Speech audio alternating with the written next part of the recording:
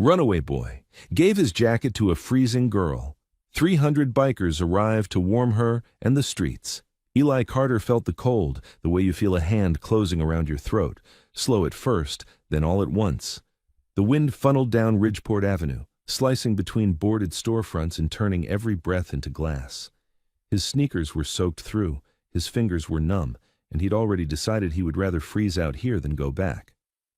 Then he saw the girl. Before we continue, tell us in the comments where you are watching this from. She was curled at the bus stop like someone had dropped her there and forgotten to pick her up. Too small for the bench. Hood up, shoulders shaking, head tipped forward, hair stuck to her cheeks in wet strands. Her hands, bare hands, were pressed to the metal pole as if she was trying to steal warmth from it. Her lips were blue. Eli took one step, then another, and the street seemed to go quiet around him. No cars, no sirens, just the hiss of snow blowing across asphalt and the distant pop of a transformer somewhere in the dark. He didn't think. He didn't weigh it. He just yanked off his jacket, the only decent thing he owned, and wrapped it around her like a blanket. The fabric swallowed her. She flinched at the first touch like she expected pain, not help. "Hey," he said, keeping his voice low. "Look at me. Can you stand?" Her eyes lifted. Not sleepy, not drunk, not confused, terrified. The girl's gaze snapped past Eli's shoulder, down the street to a shape moving through the snow. A black SUV. It wasn't driving like someone lost. It was crawling, slow enough to watch sidewalks, slow enough to count doorways. Its headlights swept the bus stop, paused and kept going. But not far. It rolled to the corner and stopped under a flickering street lamp, engine still running. Eli's stomach tightened. He had seen that kind of slow roll before, outside shelters, outside the group home, outside places where people were supposed to be safe. He crouched so he was level with her. "What's your name?" he asked. She swallowed. Her throat made a dry click. "Ava." "How old are you?" "8." It came out as a whisper. 8, out here, in this weather. Eli's jaw locked. "Where's your mom?" Ava shook her head once, quick, like she didn't want to spend a second on that answer. Her eyes stayed on the SUV. "Don't let them take me." The words hit Eli harder than the cold ever could. "Who?" he asked. Ava's fingers clawed into his sleeve. Her nails were chipped. One knuckle was split and crusted dark. "The men. They said if I screamed, they'd make it worse." Eli's mind tried to reject it. It was easier to believe she'd wandered off, easier to believe this was some misunderstanding. But then he saw the marks on her wrist, thin, red lines like someone had grabbed too hard and held too long. He stood, keeping his body between her and the street. "Okay," he said, even though he didn't have a plan. "Okay, you're not going anywhere with them." Ava's head dipped. She took a shaky breath and leaned into the jacket as if it was the first warm thing she'd touched in hours. The SUV's brake lights brightened. Eli didn't wait to see it turn. He grabbed Ava's hand. Her skin was ice. "Come on," he said. "We move now." They stepped off the curb. Snow had hardened into slick sheets over the crosswalk, and Eli almost ate it, but he kept his grip. Ava stumbled, then caught herself, eyes wide and fixed on him like he was the only solid thing in the world. "You know where to go?" she asked. Eli's brain flicked through options like a deck of bad cards. The shelter would call cops, the church was locked, the library had been closed for months. The only place still lit this late was the diner on the highway edge, the kind of place that didn't ask questions as long as you paid and didn't bleed on the seats. "Yeah," he lied, then corrected himself. "I know one place." Behind them, the SUV rolled forward, not fast, not chasing, just following. Eli led Ava down a side street where the buildings cut the wind. The air smelled like gasoline and wet salt. Snow crunched under their feet like breaking bones. His jacket, his warmth, was gone, and he felt the cold bite deeper into his ribs, but every time he looked at Ava's face, he knew he'd made the only choice that still let him breathe. Ava kept glancing back. "Don't look," Eli said. "Just stay close." "I'm trying," she whispered, and he heard something in her voice he didn't like she was slipping, like the cold was winning. Eli squeezed her hand harder. "Stay with me. Tell me something." Ava blinked slowly. I like strawberry milk." He almost laughed, not because it was funny, but because it was so normal it hurt. "Good," he said. Then that's what you're getting. The diner came into view around the bend. A low, squat building with a neon sign that buzzed and stuttered, throwing blue and pink light onto the snow. The parking lot was half plowed. A couple of semis idled near the back, engines rumbling like giant animals in their sleep. Warmth, real warmth, poured out every time the door opened. Eli's heart kicked. They weren't safe yet, but they weren't alone out here anymore. He pulled Ava toward the entrance, keeping his eyes on the dark street behind them. The SUV's headlights swung into the side street, washing the snow in white. Ava's grip tightened until it hurt. Eli reached the door, pushed it open, and the blast of heat hit his face so hard his eyes watered. "Inside," he said. Ava took one step across the threshold, and the bell above the door rang out bright and sharp in the warm air. The diner smelled like bacon grease and coffee that had been sitting too long, but it still smelled like life. Heat roared from a vent near the ceiling. Eli's skin prickled as it thawed, and for a second he had to bite down so he wouldn't make a sound. Ava stood just inside the doorway, blinking at the light. The jacket sagged off her shoulder. Her shivering had turned into something worse, short, jerky tremors that came from deep inside. A woman behind the counter looked up, took one glance, and moved fast. Late 40s, hair jammed into a bun, apron tied tight. Her name tag read, Lorraine. "Sit her down," Lorraine said like an order. "Booth by the vent, now." Eli started to speak, to explain, to keep control of the situation, but Lorraine was already guiding Ava with a steady hand on her back. Eli followed, sliding into the booth and pulling Ava close so her shoulder touched his. The vinyl was warm. Ava's teeth clicked. Lorraine set a mug of steaming water in front of Ava and shoved a sugar packet toward Eli. "Drink," she said. "Both of you." Eli glanced at the front windows. Frost laced the glass, but he could still see the street beyond, the white glare of snow under the lights. "We don't have money," he muttered, "because honesty sometimes got you less trouble than a lie." Lorraine didn't even blink. "You got time," she said. "Eat first. Talk later." She returned with hot chocolate for Ava and a bowl of soup for Eli so quickly it felt like she'd been expecting them. Ava wrapped both hands around the cup and held on like she was afraid someone would snatch it away. Eli leaned toward her. "If anyone asks," he whispered, "you're with me. You're my cousin. You don't say anything else." Ava nodded once, stiff, eyes fixed on the window like it was a door that might break. Eli lifted his spoon. His fingers were still half numb, but he forced himself to eat because Ava was watching him, and kids copied what they thought meant safety. Then, headlights washed across the diner's frosted glass, slow, deliberate. The black SUV rolled into the parking lot and stopped in front of the entrance, angled like it wanted the shortest path to the door. Eli's stomach dropped. Lorraine saw it too. Not by turning her head, by the way her shoulders tightened as she poured coffee. She walked past Eli's booth like she was refilling napkins and set her hand on the table for half a second. "You got someone following you?" she asked under her breath. Eli didn't answer. He didn't trust his voice.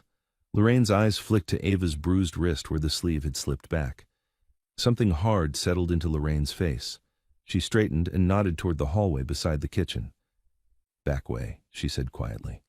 "When I tell you." Outside, the SUV's driver's side door cracked open. Eli's hand closed around Ava's, and he felt how cold she still was, even in all this heat. Lorraine turned, lifted her chin like she'd made a decision, and said, calm as a clock ticking, "Now." Eli didn't waste the second. He slid out of the booth, scooped Ava up because her legs looked ready to fold, and moved fast without running.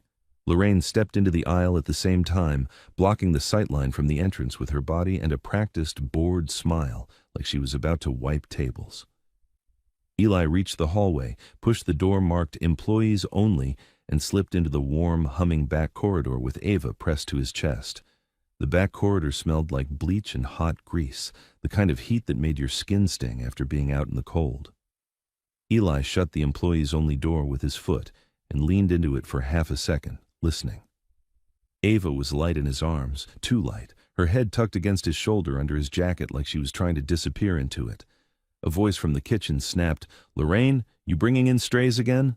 Metal clanged. A radio somewhere crackled with static. Someone laughed, then coughed hard, the sound thick with cigarettes. Eli moved fast but quiet. He knew kitchens.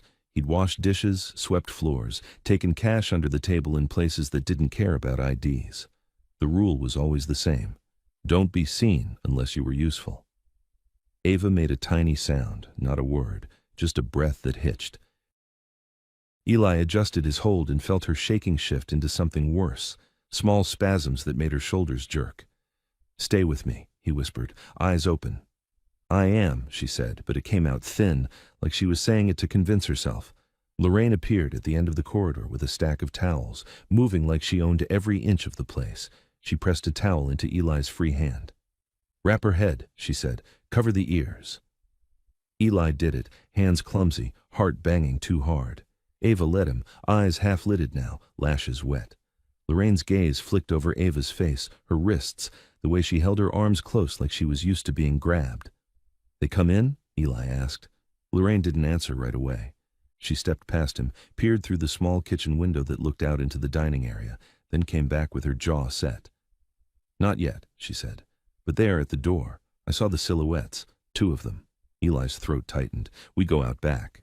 Lorraine shook her head once. "Backlot's got no lights and one exit. If that SUV's smart, they're already watching it. You go out there with her, you're a target in a snow globe."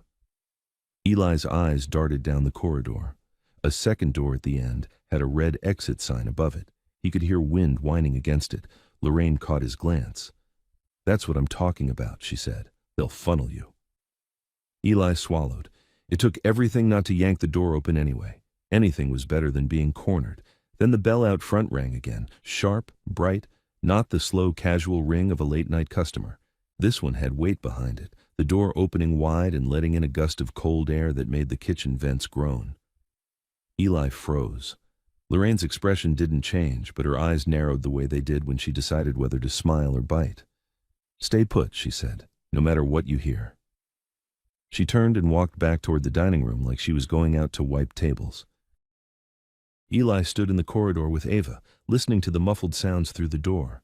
Boots, heavy and steady, crossing tile. Not just 2 pairs, more, a lot more. The kind of footfalls that made a room adjust itself. Ava's eyes cracked open a little. "They're here," she whispered. Eli tightened his grip. "Shh." He eased down to a squat in the corridor, back against the wall, Ava on his knee like a little bundle of shaking bones wrapped in his jacket and a towel. He rubbed her forearms through the fabric, trying to force warmth into her. From the kitchen door, a dishwasher, skinny guy with a greasy cap, poked his head out and stared. His eyes went wide when he saw Ava.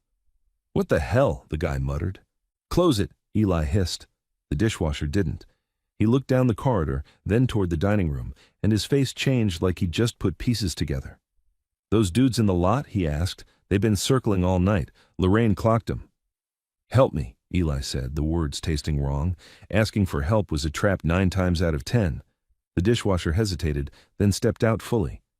"Name's Jax," he said, like it mattered. "You got a kid back here. That's bad?" Eli didn't reply. Jax looked over Ava's bruised wrist, the way her fingers twitched against Eli's sleeve. He swallowed hard.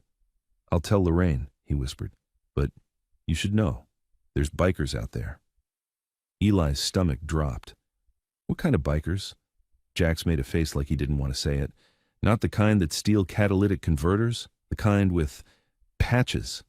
Eli pictured leather vests, drunk laughter, violence that started over nothing. He'd seen enough of that on streets to know it didn't end well for someone small. Ava's grip tightened, her nails digging into Eli's arm through the towel. "Not them," she said, voice shaking. "Not them too." Eli stared at her. "You know them?" Ava shook her head. "I don't know anyone," she whispered, and there was something in the way she said it that felt practiced. Jax backed away. "I'll tell Lorraine. Don't come out unless she says." He disappeared. Eli listened again, voices now, muffled. One of them was Lorraine, controlled, sharp. Another was male, smooth, too smooth, like a man used to being obeyed. A chair scraped, a coffee pot clinked. Eli couldn't just sit here. If those men got Lorraine talking long enough, they'd search. If they went behind the counter, they'd find the hallway. If they came back here, he shifted Ava gently and stood, moving toward the kitchen door. He didn't open it. He pressed his face close to the small window cut into it, the one smeared with fingerprints and steam. Through the glass, he saw the dining room. The black SUV men were inside. Two of them, dressed wrong for this place. Dark coats too clean, shoes too polished. One held his hands out in a calming gesture, as if he was trying to soothe an animal. And a few booths away, closer to the windows, sat a group of bikers. Not two, not three, 5. They weren't loud. They weren't laughing. They were eating like they'd been there a while, shoulders broad under leather vests, the kind of bodies built by work and fights and long roads. Their patches were dark, stitched cleanly. Eli couldn't read the words through the fogged glass, but the shape of the emblem made his pulse jump. A winged figure, a sword, something that looked like a halo cracked down the middle. One of them lifted his head, and Eli felt the weight of his stare, even through a door and a pane of dirty glass. The man's hair was short and silver at the temples, beard trimmed close, not old, but worn in a way that made him look carved from hard decisions. He looked away like he'd just clocked one more detail in a room full of details. Lorraine stood behind the counter with her arms folded. She smiled like a cashier who'd dealt with every kind of late-night nonsense and wasn't impressed. The polished man spoke again, voice carrying just enough for Eli to catch the edges of it. "Little girl," the man said. "Family situation. We need to take her home." Lorraine's reply was calm. "Then you can call the cops and file it like normal." The second man, thicker, with a buzz cut, leaned forward. He flashed something small in his hand. A badge? An ID? It was too quick to tell. The smooth man said, "Ma'am, we are the right people. You don't want to complicate this." Lorraine's smile hardened. "Funny thing about complications," she said. "They're usually caused by the folks who show up at 2 in the morning without paperwork." One of the bikers set his fork down, slowly, like he didn't want to make a show of it, but he also didn't want anyone to miss it. Eli's heart thudded. Whatever was happening out there, it was turning. Ava made a small whimper against his shoulder. Eli backed away from the window and crouched again, keeping her hidden from any angle that might catch through the door. "Eli," Ava whispered. "How do you know my name?" he asked without thinking. Ava blinked at him, confusion and fear tangling. "You said it," she lied too fast. He hadn't. Eli stared at her face, trying to sort truth from panic, and for a second he saw it. She wasn't just scared, she was guarding something. The bell above the front door rang again, and for a moment Eli thought more men were coming, but the sound was different, short, like someone stepping in and immediately closing the door behind them. A deeper voice cut through the diner noise. "Evening." It wasn't loud. It didn't need to be. Eli peeked through the kitchen window again. A man had just walked in and paused near the entrance like he was taking inventory. Taller than the rest, heavier coat, no rush. He carried the kind of calm that made the room unconsciously quiet. The 5 bikers shifted their attention toward him, not in surprise, more like acknowledgement. The silver-templed biker nodded once. The newcomer's eyes scanned the counter, the 2 polished men, Lorraine's posture, the diner's exits. When his gaze flicked toward the hallway that led to the back, Eli flinched even though he was hidden. The man's expression didn't change, but his eyes sharpened. Lorraine lifted her chin slightly, a signal small enough most people wouldn't notice. The newcomer saw it. The smooth man at the counter turned. His smile appeared instantly, like a mask snapping into place. "We're handling a sensitive family matter," he said, voice meant to sound official. "We don't need—" The newcomer didn't answer him. He walked to the counter with measured steps and set one gloved hand down near the register. "Lorraine," he said, like he'd known her a long time. Lorraine's face softened for half a second. "Mason," she replied. Eli felt that name hit him like a weight. He didn't know it, but the way Lorraine said it made it clear this wasn't some random road guy. The smooth man tried again. "Sir, you need to understand." Mason finally looked at him, just a glance, but it made the man's smile falter at the edges. "I understand a lot," Mason said. "I understand it's below zero out there. I understand you drove a black SUV into a lot and sat in it with the engine running like you were waiting on prey. And I understand you walked into a diner with no uniform, no paperwork, and you're asking a woman behind a counter to hand over a child." The diner went quiet enough that even Eli could hear the hum of the neon sign outside. Lorraine didn't move. The bikers didn't move. But Eli saw it, Every one of them had shifted into readiness without making it dramatic. Angles covered, eyes on hands, boots positioned. The buzz-cut man's jaw tightened. "This ain't your business." Mason's voice stayed level. "Everything in this room is my business when it stinks." The smooth man lifted his palms. "You're making a misunderstanding dangerous. The girl is a runaway. Her guardians are frantic. We're trying to prevent harm." Lorraine let out a short laugh that had no humor in it. "Prevent harm," she echoed, eyes flicking to the buzz-cut man's hands. "You came in with harm." Mason's gaze moved once toward the hallway. He didn't stare at it. He didn't point. He just let his eyes touch it like a check mark. Eli realized then, Mason knew someone was back there. The smooth man caught that glance too. His head turned slightly, like he was about to look. Lorraine moved instantly, stepping sideways so her body blocked the line of sight. "Kitchen's closed," she said, voice sharp now. "You go behind that counter, you're trespassing." The buzz-cut man's hand drifted toward his coat pocket. One of the bikers closest to the window, huge shaved head, broken nose that had healed wrong, shifted his chair an inch. That was all, but it was enough to make the buzz-cut man's hand stop. Mason leaned forward a fraction. "Take your hand out of your pocket," he said calmly. The buzz-cut man didn't. Mason didn't raise his voice. "Now." The buzz-cut man's eyes flicked to the 5 bikers, then to Mason. He slowly drew his hand back out, empty. But Eli saw something in his posture that was worse than a weapon. He was counting. He was deciding whether he could get away with it. The smooth man inhaled, the mask back in place. "We can do this the easy way," he said. Mason's eyes didn't leave him. "I don't think you understand," he replied. "There's no easy way to take a child out of a warm room tonight." Eli's chest tightened so hard it hurt. Part of him wanted to trust that. Another part screamed that adults said things like that right before they handed you back. Ava pressed her face into his shoulder. "They'll take me," she whispered, voice muffled by fabric. Eli swallowed. "Not if I move," he whispered back. He looked down the corridor toward the exit door again. If he could get out back without being seen, maybe he could cut through the semis, hide under a trailer, make the river path. Then he heard the smooth man's voice sharpen, just a degree. "Fine," the man said. "We'll call the authorities. This establishment is obstructing. You can explain it." Lorraine's laugh came again, short and sharp. "Please do," she said. "I'd love to see what you tell them." The smooth man pulled out his phone. Mason didn't stop him. He turned slightly and spoke over his shoulder toward one of the bikers. "Duke," he said. The silver-templed biker nodded, wiping his mouth with a napkin like it was just another night. He pulled out his own phone too. Eli watched this like it was a chess game being played with human lives. 2 calls, 2 sides, both acting like they owned the outcome. Ava's fingers curled into Eli's shirt. "Eli," she whispered again, urgent now. "Please." Eli's mind snapped back to the corridor. He couldn't sit here and let strangers decide. He took a step toward the exit door. It rattled once. Eli froze. The door didn't open. It just shook, like someone outside had tested the handle.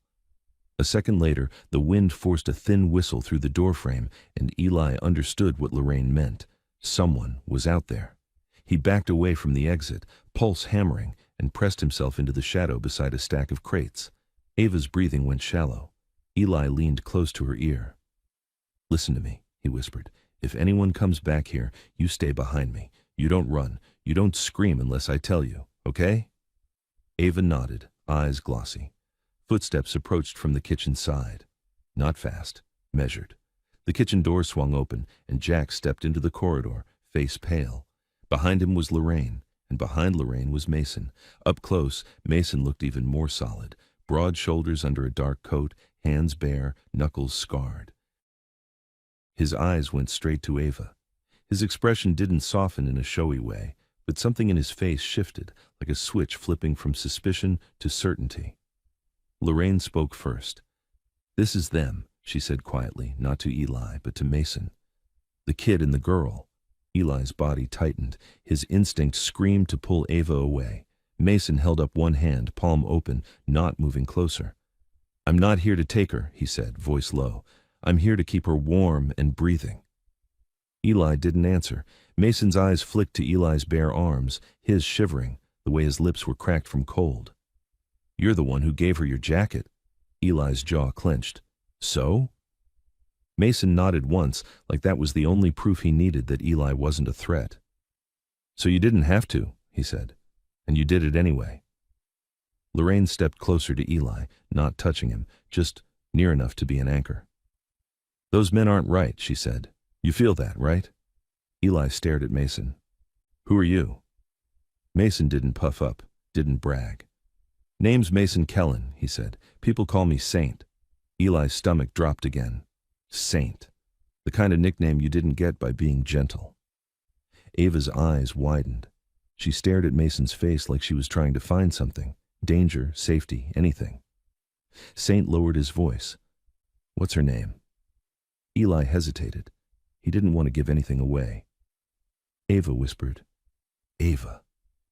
Saint's eyes narrowed slightly, not at her, at the name itself, like it connected to something he already suspected. "Ava," he repeated softly. "Okay." Eli felt a cold prickle on his spine that had nothing to do with the weather. "What does that mean?" he demanded. Saint didn't answer the question. He looked past Eli toward the exit door at the end of the corridor, the one that had rattled. "Someone's outside," he said calmly. Lorraine's face tightened. "I know." Saint nodded as if confirming a plan. "Duke's calling it in," he said, "and I've got eyes on the lot. But right now, the priority is her temperature." He glanced at Ava's lips, the tremor in her hands, the stiffness in her posture. "She needs steady heat," he said, "not a sprint through snow." Eli swallowed. "I can carry her." Saint's eyes came back to Eli, steady. "And if you slip? If they grab you from behind? If they're waiting where the lights don't reach?" He didn't raise his voice. He didn't have to. "You did the brave part already. Don't do the stupid part now." Eli hated that it made sense. Ava's head sagged forward. Her eyes fluttered. Eli's panic spiked. He shifted her higher on his arm. "Ava," he hissed softly. "Hey, stay awake." Her eyelids lifted halfway. "I'm awake," she murmured. Lorraine reached out and gently pressed the back of her fingers to Ava's cheek. "She's ice," Lorraine said, fury threading her voice. "What did they do to you, baby?" Ava's mouth opened. Nothing came out. Her fingers curled into the towel like she was gripping the edge of a cliff. Saint's gaze sharpened. "They touch you?" he asked, careful. Ava flinched so hard Eli almost lost his hold. Eli's throat closed. He wanted to swing at something, at anyone, just to let the helplessness out. Saint held up his hand again, palm open. "You don't have to answer," he said to Ava, voice softer. "Not right now. You just stay warm." He turned to Lorraine. "Where's your office?" Lorraine jerked her chin. "Back room behind the freezer." Saint nodded. "We take them there," he said. "Out of sight, out of reach." Eli's body tensed. "No," he snapped. "I'm not getting locked in some room." Saint didn't react like an offended adult. He reacted like a man who understood fear as a language. "Door stays unlocked," he said. "Lorraine stays with you. You can walk out any time you want." Eli stared at him, searching for the trick. Saint looked back without blinking. "You don't trust me," he said quietly. "That's fine. Trust the fact those men out there want her, and they don't care who they break to get her." Lorraine's voice cut in. "Eli, please," she said, and the way she said his name made him flinch again. "Just for a minute. Let's get her stable." Eli's pulse hammered. His mind screamed run. But Ava's weight in his arms was real. Her skin was cold through the towel. Her breathing was shallow. He nodded once, tight. Lorraine led them down the corridor, past the humming freezer door, into a cramped back office cluttered with invoices, spare aprons, and an old space heater under a desk. She flipped the heater on high. It clicked, then began to blow warm air like a promise. Eli sat in the one chair, Ava on his lap, facing the heater. Lorraine draped another towel over Ava's shoulders. Saint stayed near the doorway, not blocking it, just occupying the space like a guard that didn't need a weapon to be one. From the dining room, muffled through walls, Eli heard raised voices, smooth man, angry now. Lorraine's voice answering from somewhere else, chairs scraping. Saint's phone buzzed. He glanced at it, then looked up. "They're asking for her by name," he said quietly. Eli's blood went cold again. "How?" he demanded. "She didn't say it out there." Ava's fingers tightened into Eli's shirt. Saint's eyes flicked to Ava, then back to Eli. "That's what we're going to figure out," he said. "But first we keep her alive through the night." Eli swallowed hard. "I'm not handing her over." Saint nodded once. "Good," he said. "Neither am I." Lorraine stood with her arms folded, eyes bright with anger. "If they touch my door," she said, "I'll pour fryer oil on their shoes." For the first time, something like a rough smile flickered at the edge of Saint's mouth. It vanished as quickly as it came. A hard knock hit the diner's front door. 3 strikes, aggressive enough to carry all the way back. Ava jerked in Eli's arms, eyes snapping open, panic flooding her face. Eli held her tighter, jaw clenched. Saint didn't move, but his whole posture changed, like a machine shifting gears. He looked at Eli and spoke in a tone that left no room for argument. "Whatever happens," he said, "you stay in this room with her." Another knock, louder. Lorraine's eyes narrowed like she was ready to go to war with a spatula. Saint turned his head slightly toward the hallway, listening. Then he said, almost to himself, "They brought backup." The knock hit again, hard enough that the front door's glass rattled.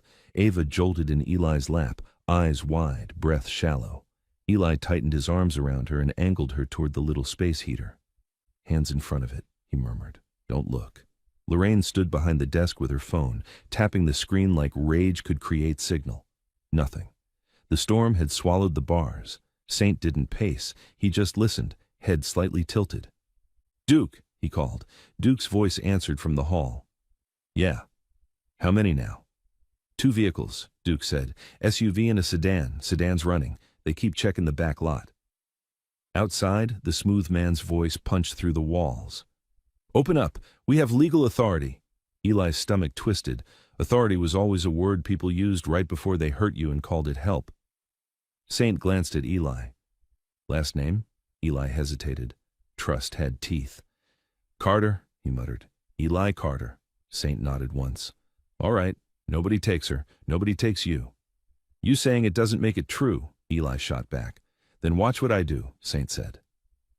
A new sound cut through the diner. Sirens, distant and sliding closer. Ava's face drained.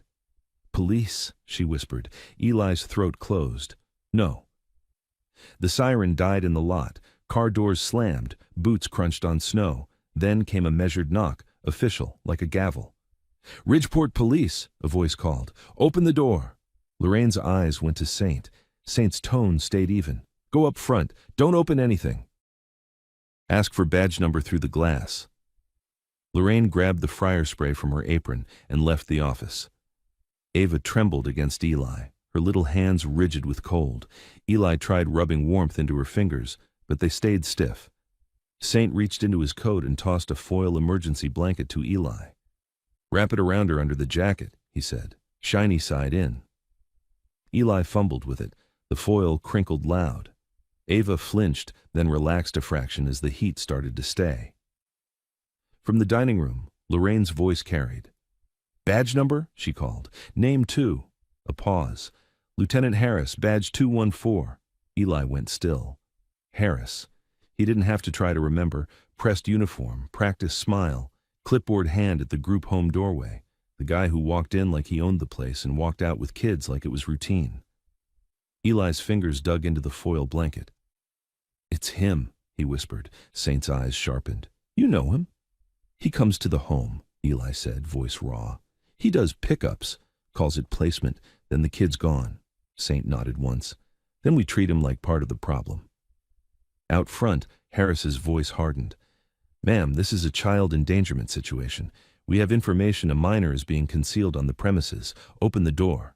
Saint's voice joined from the dining room, calm but carrying. "Lieutenant Harris, what's your warrant?" Lorraine echoed sharp. "Exactly." "You don't get to dictate procedure," Harris snapped. Lorraine's laugh cracked. "Funny, 'cause you don't get to break my door," Saint pressed. "Information from who, Lieutenant?" A short silence, then, "Guardians?" Eli's mouth went dry. Guardians. The word was a chain. Saint didn't take the bait. "Bring paperwork, bring a case number," he said, "or talk through the glass all night. You're not coming behind that counter." A crash hit the front. Something heavy slammed against the door. Ava yelped, flinching so hard her hot chocolate tipped and spilled across Eli's jeans. He didn't feel it. "I'm here," Eli whispered, pressing his forehead to her hair. Ava stared at the office doorway, shaking. "He said my name," she breathed. "The police." He said, "Ava, come here." Eli's blood chilled. Saint stepped into the office just enough to be seen, keeping distance, keeping his hands open. "Ava," he said gently, "did you tell anyone your name tonight?" She shook her head hard. "No." Saint's eyes darkened. He looked at Eli. "They knew before they arrived." Eli swallowed. "So what do we do?" Saint turned to the hallway and raised his voice just slightly. "Duke, phone on video, plates if you can, Rook 2. Duke's answer came quick. "Already rolling." Saint lowered his voice again. "For Eli. We don't open the door. We make them do everything on camera." Harris called through the glass, using Saint's name like a warning. "Mason Kellen, I don't want trouble. I have a responsibility to secure a child," Saint answered evenly. "Then do your job right. Call EMS, bring a supervisor." Harris fired back. "Exigent circumstances. A child in danger means we enter." Lorraine snapped. "A child in danger means you bring an ambulance, not threats." A second voice joined Harris's at the door, smooth, controlled, the same man from the SUV. "Lieutenant, the Guardians are frantic. This is wasting time." Saint cut in. "And who are you?" "A family advocate," the man said too quickly. Lorraine laughed, ugly. "In a black SUV? At 2 a.m.? Sure." Saint didn't move off the line. "Lieutenant, have the Guardians step up to the glass," he said. "Show ID, state the case number, do it clean." The silence that followed felt like someone deciding whether to gamble. Saint spoke once more, louder. "Force entry without a warrant, and you'll be answering for it on video." The diner's lights flickered twice, like the building was blinking against the cold. In the dining room, late-night truckers went silent, heads turning toward the door. Lorraine's voice stayed sharp. "You want inside?" "Show me paper," Harris answered, clipped. "Open the door," Saint replied. "Not on a story." A wedge of icy air slid through the hallway. Lorraine must have cracked the door an inch to talk, making Ava shiver harder. Eli started to rise, panic pushing him toward the back exit. Saint stopped him with a look. "Don't," Saint said. Eli hissed, "If I run, they can't take me." "And if you run," Saint said, "they'll take her." Eli froze. At the entrance, the smooth man from the SUV tried to shoulder into the conversation. "Lorraine, please, we're trying to reunite." "Back out," Saint said. The smooth man forced a laugh. "You can't order." A chair scraped, slow, deliberate. Rook stood. Another biker rose beside him. No threats, no shouting, just a line forming. Saint's voice stayed level. "Lieutenant, why is a civilian pushing into your scene?" Harris dodged. "Open the door or you'll be arrested for obstruction," Lorraine snapped. "Do it, on camera." Saint added, "We're recording." That changed the air. Harris's tone went careful. "This is an emergency." "Then call EMS," Saint said. "Speakerphone it. Let us hear it." The pause was too long. Harris wasn't calling anyone. Eli caught a glimpse through the kitchen window. Lorraine squared up with fryer spray in her fist. Saint steady at her shoulder. Harris outside the glass, one hand near his belt. The smooth man beside him holding a thin folder like a prop. Inside, phones were up, lenses pointed, unwavering. "You're protecting a runaway," Harris said, loud enough for the whole diner. "If you're hiding a child, you're complicit."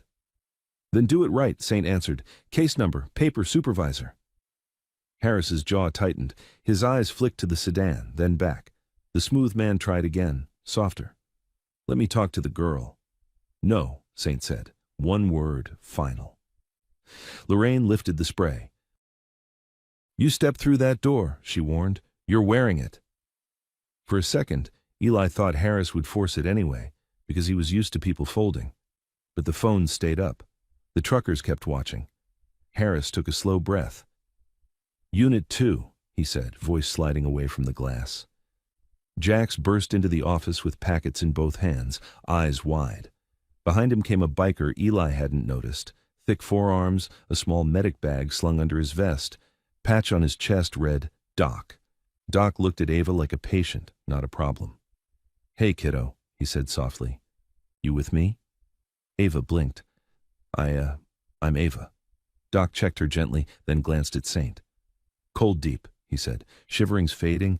Keep her sipping warm sugar water. Keep her awake. No running. Eli's jaw tightened. They're not taking her. Doc didn't blink.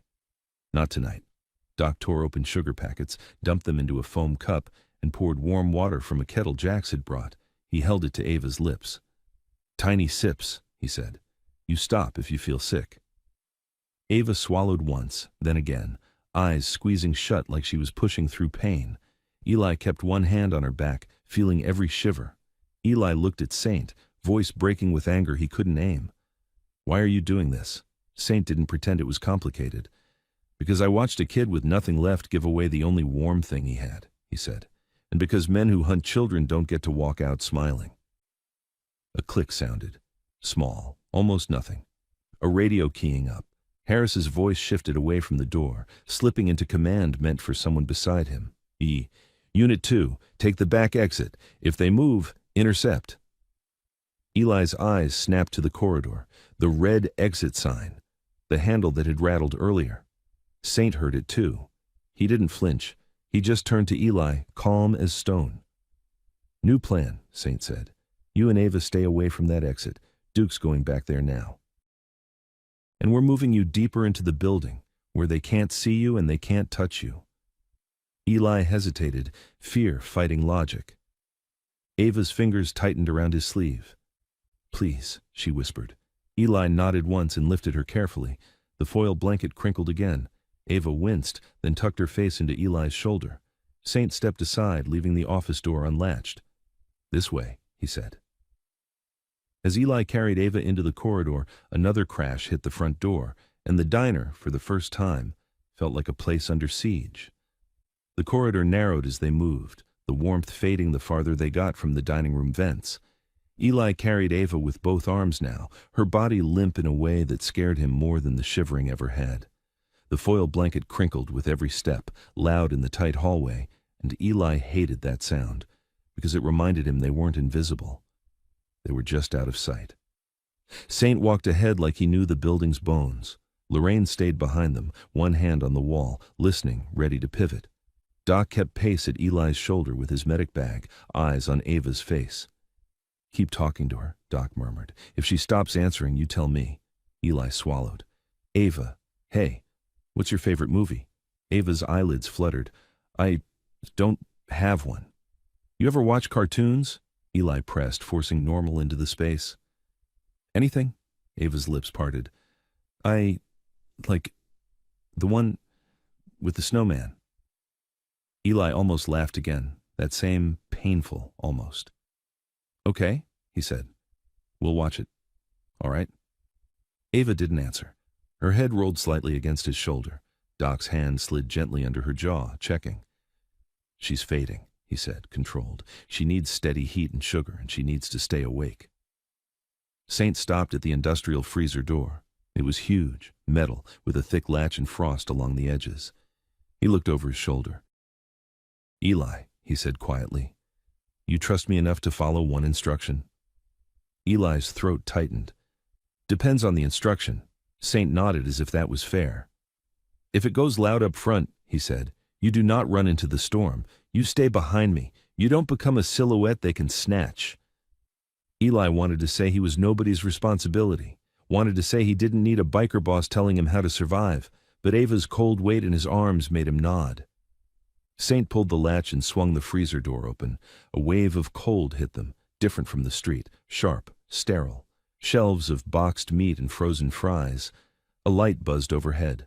Lorraine cursed under her breath. You're taking them into the freezer? Saint didn't look at her. Not in, he said. Through. He stepped inside and moved to the back wall. There, half hidden behind stacked crates, was a second door, smaller, unmarked, with a padlock hanging from it.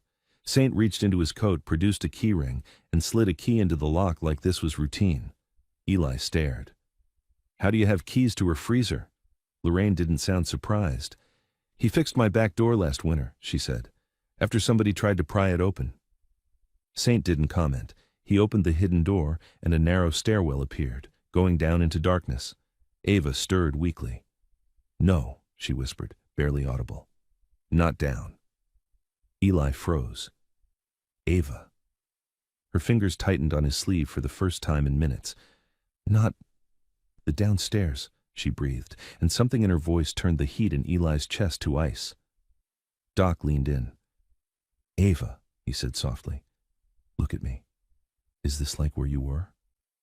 Ava's eyes fluttered, then fixed on Doc's face, terrified and pleading. They took us down. Eli's grip tightened. Us? Saint's jaw set.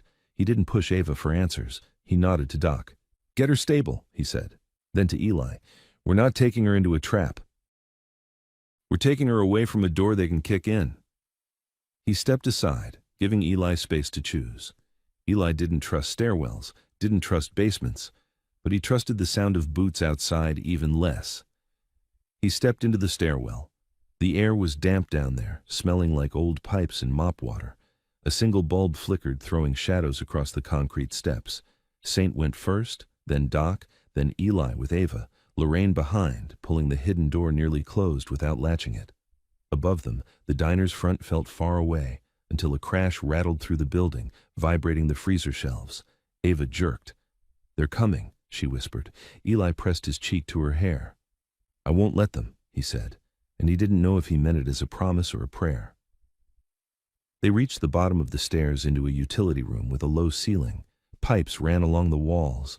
A floor drain sat in the center with rust around it. There was another door on the far side, metal and heavy, with a small window too dirty to see through. Saint checked the door's handle, then spoke without turning his head. Duke, where are you? Duke's voice came faintly from above through a radio crackle.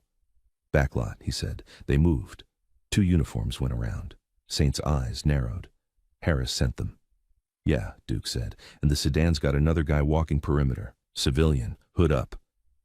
Saint glanced at Eli. That exit handle rattled for a reason, he said. They wanted you to bolt.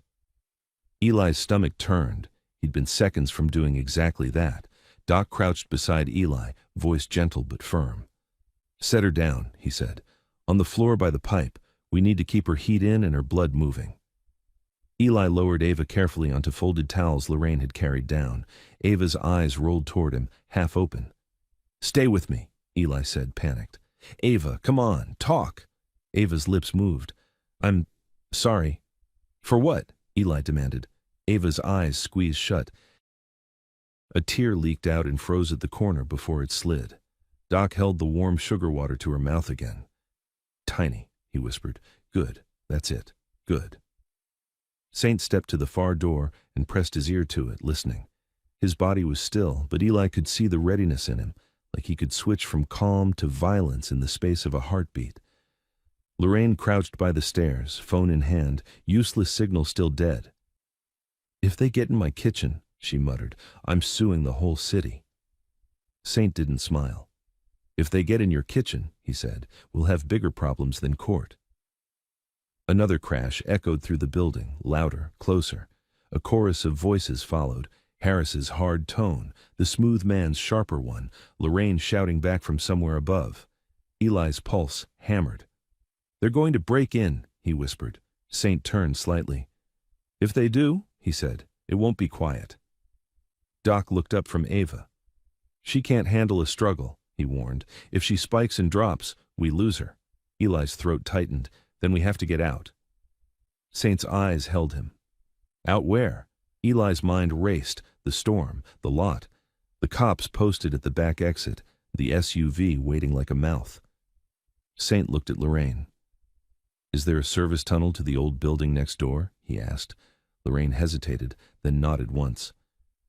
There's an access crawl, she said. Maintenance used it years ago. It's half collapsed. Saint nodded like that was still an option. He turned to the far door again and pulled it open a crack. A gust of colder, dirtier air slid in. Not street cold, underground cold. Saint leaned in, peering into darkness.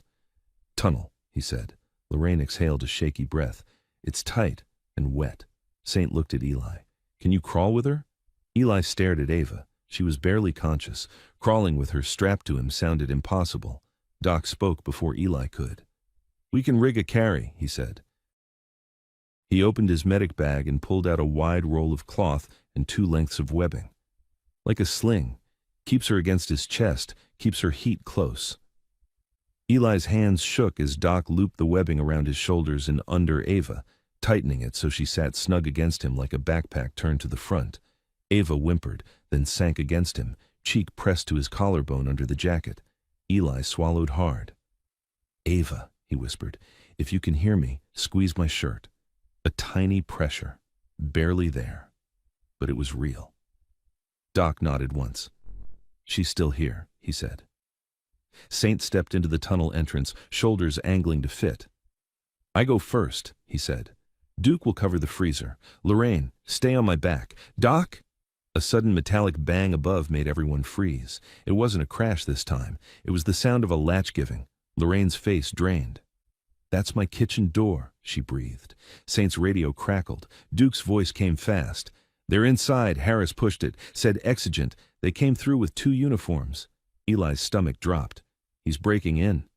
"Yeah," Duke said, "and the civilians with them. Smooth suit guy. They're heading toward the counter." Saint's eyes went flat. "Duke, keep your hands visible," he said. "You do not give them a story." "Too late," Duke snapped. "They brought one." Above, footsteps thundered. Not a customer shuffle, not a diner step. Boots. Many. Voices grew louder. Lorraine shouting, Harris talking over her, the smooth man's tone cutting through like a knife. Eli couldn't hear the words clearly, but he heard the intent. Control the narrative, seize the child, erase the witness. Ava stirred against him, panic returning in a wave. "No," she whispered. "No, no, no." Eli pressed his palm against her back. "We're moving," he whispered. "We're leaving." Saint turned to the tunnel, and for the first time, his calm shifted into something colder. "We go," he said. "Now." They started into the narrow passage one by one. Saint first, shoulders scraping concrete, then Lorraine, cursing under her breath as she squeezed through. Doc motioned to Eli forward. Eli took a breath and stepped in. The tunnel swallowed him. The walls were wet, gritty. He could feel the ceiling inches above his head. Ava's weight pressed into his chest, making every breath short. He crawled, knees sliding through damp grit, hands finding purchase on rough concrete. Behind him, Doc followed, one hand steadying Eli's ankle when it slipped. Above them, the diner roared. A chair slammed. Someone shouted, "Police! Stay back!" Harris's voice cut through, louder now, authoritative. "We have a missing child. You are obstructing an active recovery." Lorraine's voice distant, furious. "You're not recovering?" A sharp slap of sound, like a hand hitting a counter. Then Harris again. "Where is she?" Eli's blood went hot and cold at once. He crawled faster, panic making him clumsy. Ava's breath came shallow. "They said, if I run, they'll find me," she whispered into his neck. Eli's eyes burned. "They're wrong," he said, even if he wasn't sure. The tunnel bent left. Saint stopped ahead, raising a fist. Everyone froze. Eli's heart hammered so loud he thought it would give them away. Saint leaned forward, peering into a crack where the tunnel met a larger maintenance space. A thin strip of light leaked in from somewhere up ahead. Footsteps echoed, different from above. These were close, underground. Saint turned his head slightly, voice barely a breath. "Someone's down here." Doc's hand tightened on Eli's boot. "Back?" Doc mouthed silently. Saint shook his head once, too late. Eli's mouth went dry. The light ahead shifted like a beam sweeping. A voice echoed in the maintenance space, low, male, impatient. "Check the crawl. He can't carry a kid far." Eli felt Ava's body stiffen against him. Her fingers dug into his collar. Saint moved forward 2 inches, slow, silent, positioning himself between the voice and Eli. Then the light snapped closer, spilling through the crack, and Eli saw a shadow cross it, boots, pant leg, and then a hand near a belt, a police hand. Saint stayed still, waiting, letting the man commit to the angle. Above them, Harris's voice boomed again, closer now as if he'd moved toward the freezer. "Last chance," he barked. "Open it!" Lorraine's distant shout answered, "Over my dead body!" The underground man laughed softly, as if he'd been waiting for that. He stepped closer to the tunnel entrance, and Eli saw his face briefly through the crack. Young, uniformed, eyes hard, not scared, not confused, like he'd done this before. Then, behind that officer, another figure moved into view. Hood up, no uniform, the smooth man from the SUV. Even in dim light, his posture screamed comfort with power. He leaned toward the officer and said, almost casually, "If you see the boy, grab him first, the girl second. He's the one who makes noise." Eli's lungs locked. Saint's hand lifted slightly, signaling stillness. Then the officer's flashlight beam angled directly toward the crack, filling it with white. And the officer's boot shifted, lining up with the tunnel mouth, like he was about to step in. The flashlight beam hit the crack like a blade. Eli stopped breathing. Ava's fingers locked into his collar so hard it hurt, her whole body tense against his chest. Doc's hand stayed clamped around Eli's ankle, steady, anchoring him in the mud-dark tunnel. Lorraine was behind Doc, silent except for the faintest rasp of her breath. Up front, Saint didn't move at all. He was a shape in the narrow crawl, shoulders blocking most of the light, head tilted like he was listening to the officer's pulse through concrete. The young cop's boot slid forward, lining up with the tunnel mouth. "Clear," the officer muttered, and then, almost bored, "I'm going in." The smooth man's voice came right after, close enough to taste. "Good. And remember, boy first." Saint's hand lifted. 2 fingers, small signal. "Wait." The officer bent, the flashlight beam dipping into the crawl. The white circle of light swelled across Saint's shoulder, then crept toward Eli. Then Saint moved. Not fast in a messy way. Fast like a door closing. Saint shot forward into the officer's space, one arm snapping up to pin the flashlight hand hard against the wall. The beam jerked wild, slashing across pipes and damp concrete. Saint's other hand clamped over the officer's mouth, cutting off the shout before it existed. There was a dull thud as the officer's back hit a support post. The smooth man stepped closer. "What's—" Saint shifted his weight and drove the officer sideways, using the uniform as a wall. He didn't punch, he didn't slam. He applied pressure in a way that made the officer's knees buckle. The officer's flashlight clattered to the floor and spun, the beam circling like a lighthouse. Eli saw it all through the crack in brief snapshots.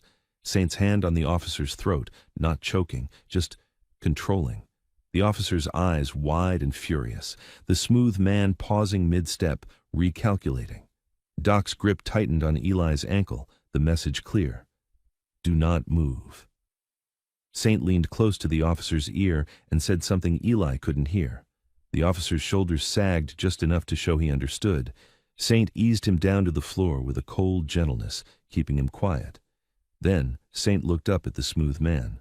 The smooth man forced his expression into concern. "Officer?" Saint didn't answer. The smooth man's gaze dropped, saw the flashlight on the ground, then lifted again, sharper. "You're interfering with—" Saint's hand flicked. A small object, Saint's phone, was raised. Camera lens pointed straight at the smooth man's face. Saint spoke quietly, and the quiet carried. "Say your name." The smooth man blinked. "Excuse me?" Saint didn't move the phone. "Say your name for the camera."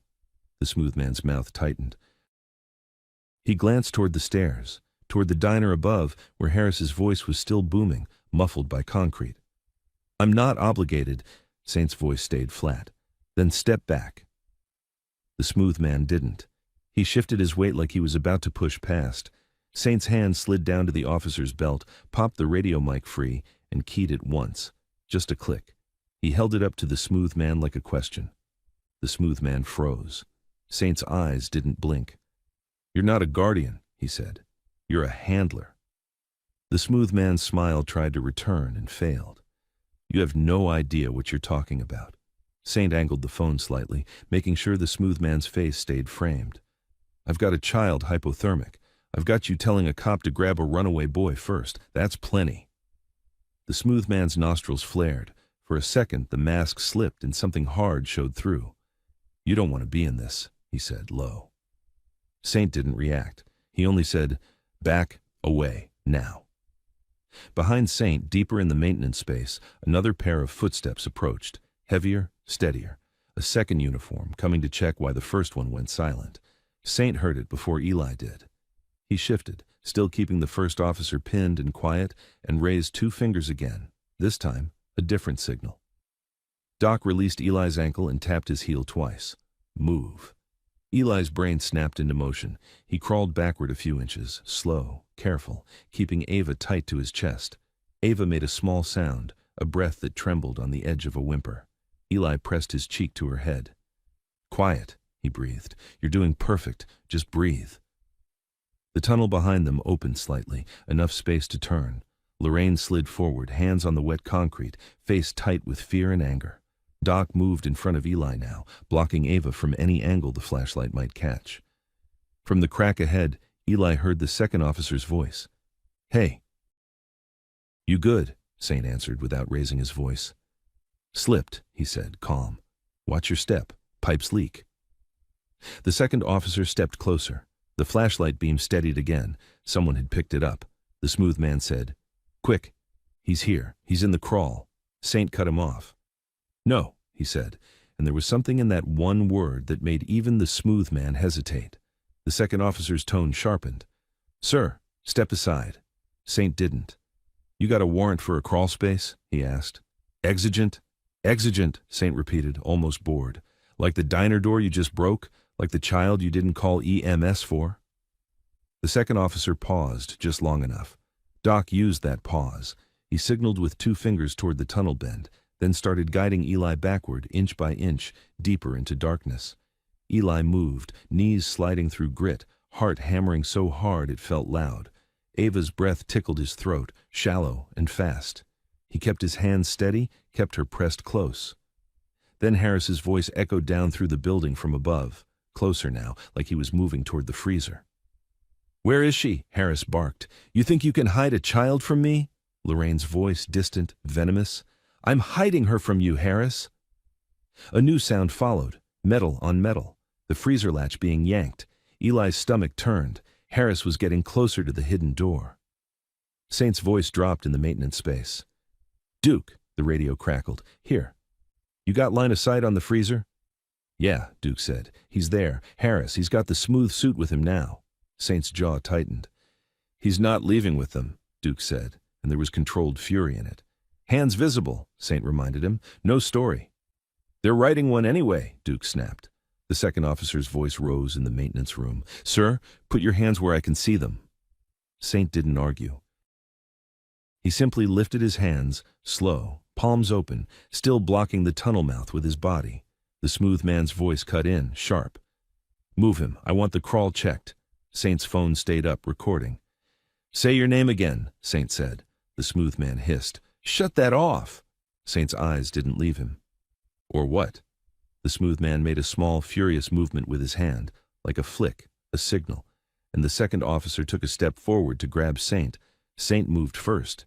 He pivoted, slipping off the grab like water, and used the officer's forward momentum to bump him into the support post. Hard enough to make the officer's flashlight hand jerk, not hard enough to leave obvious damage. It was control, not chaos. But it was enough to break the official image. The smooth man's voice went cold. "Do it." The second officer reached again, aggressive now, and Saint let the camera catch it. He didn't swing. He didn't throw a punch. He simply trapped the officer's wrist, turned it, and forced the officer down onto one knee with a clean joint lock. Fast, efficient, unmistakable. "Stop resisting," the officer spat out automatically, the wrong line in the wrong moment. Saint's voice stayed level. "You're the one on camera resisting," he said. Eli's lungs burned. He kept backing away with Doc and Lorraine, deeper into the tunnel as the noise up front rose. Harris shouting, Lorraine screaming, chairs scraping, truckers yelling in confusion. Then, the tunnel shook with a heavy impact from above, like someone had slammed the hidden door. Harris had found it. Eli felt Ava's body jolt. Her fingers dug into him. "He's coming," she whispered. Doc leaned close, voice urgent. "Eli, keep going. Don't stop. We're almost at the old access." "How do you know?" Eli breathed. Doc didn't look back. "Because Lorraine told Saint years ago. Because Saint remembers everything." Eli's chest tightened at that. Saint remembering everything. That was either salvation or a cage. Tonight, it was salvation. The tunnel narrowed again, wet concrete scraping Eli's knuckles.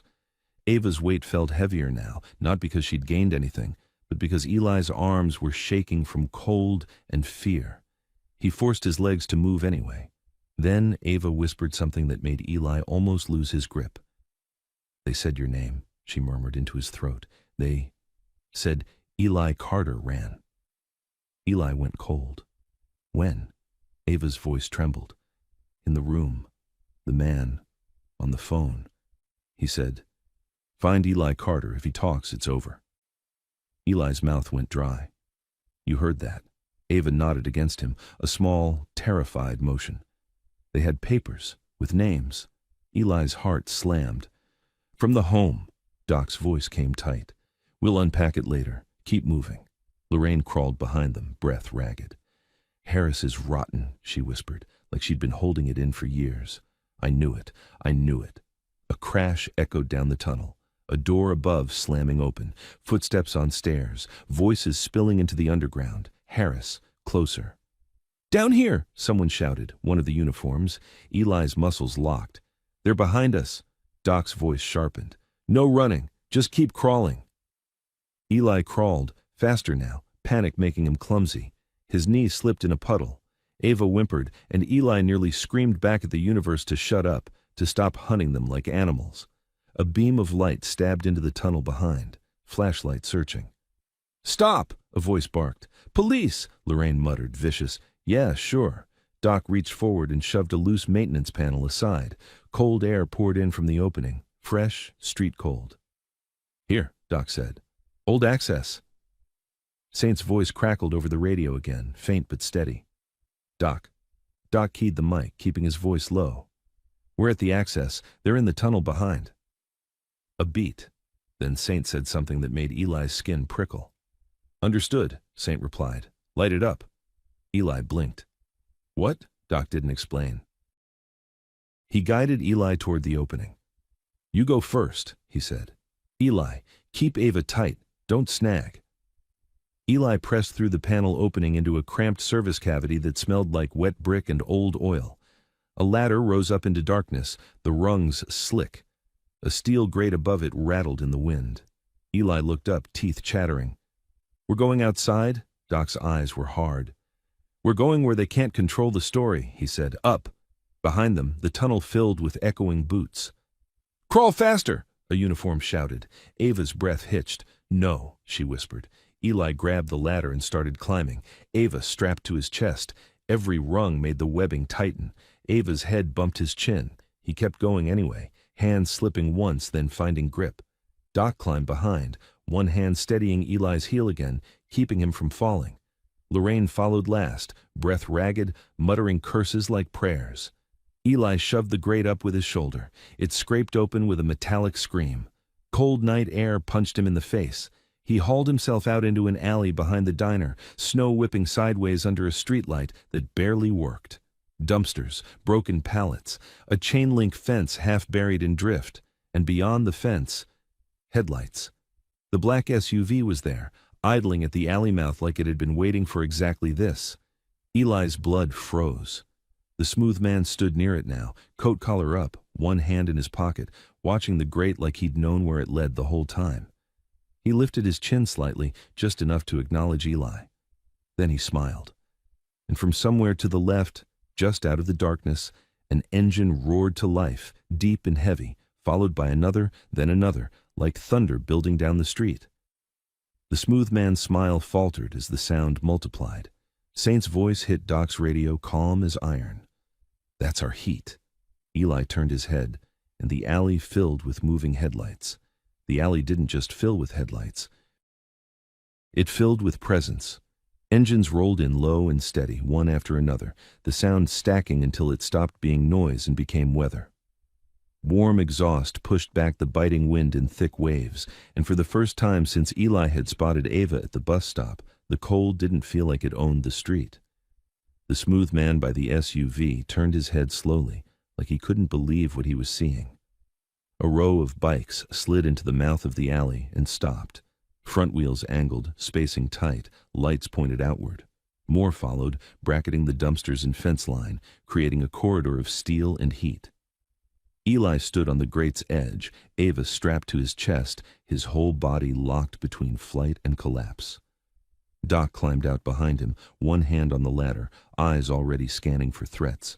Lorraine hauled herself up last, panting, hair loose now, face red with fury and cold.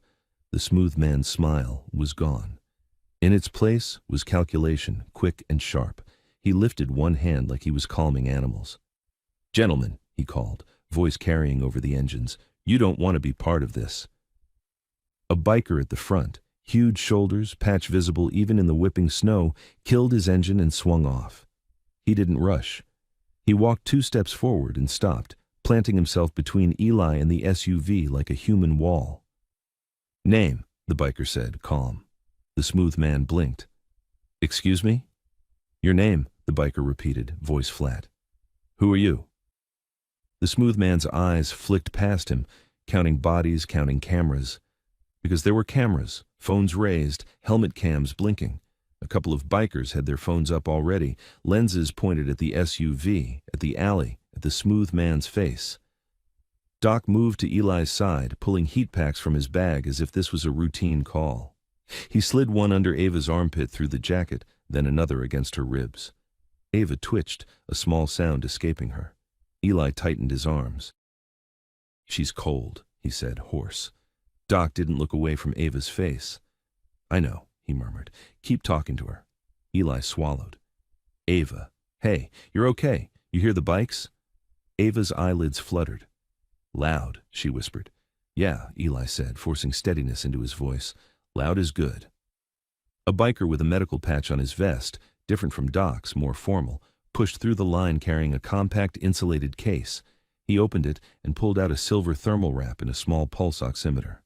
Doc glanced at him and nodded once, like he'd just been handed exactly what he needed. The smooth man took 1 step toward Eli. Instantly, 3 bikers stepped with him, matching the movement without touching him, without threatening, just occupying space. "Stay right there," the big biker said. The smooth man's jaw tightened. "That child belongs with her guardians. You are obstructing an active recovery." "Guardians don't circle an alley in an SUV," a biker called from behind. "Guardians call an ambulance." "Guardians don't tell cops to grab a runaway boy first," another voice added, and Eli's stomach dropped because that meant someone else had heard it too. The smooth man's eyes hardened. "You have no idea what you're talking about." A bike rolled forward behind the first line, and a man cut through the headlights like a shadow with purpose. Duke. Silver at the temples, face carved hard, phone in his hand recording as he walked. He stopped, held the camera steady on the smooth man, and said, "Say your name." The smooth man stared at the phone. "Turn that off." Duke's expression didn't change. "Say your name." The smooth man's gaze slid to Eli, to Ava, strapped to Eli's chest. His eyes flicked over her like she was an object with a price tag. Eli felt something hot rise in his throat. "Don't look at her," he snapped. The smooth man's mouth twitched. "You're the boy," he said softly, and Eli heard recognition in it, like a file being opened. Doc's hand pressed firmly against Eli's shoulder, not restraining, anchoring. "Eli," Doc murmured, "breathe." Eli breathed. It hurt. The smooth man tried to move again, a half step, testing the line. The bikers didn't touch him, they didn't have to. The alley was suddenly small, and he was suddenly outnumbered. From the diner building behind them, a door banged open. Boots spilled into the snow, police boots. Lieutenant Harris stormed into the alley with 2 uniforms at his back, breath smoking, face set in a practiced mask of authority.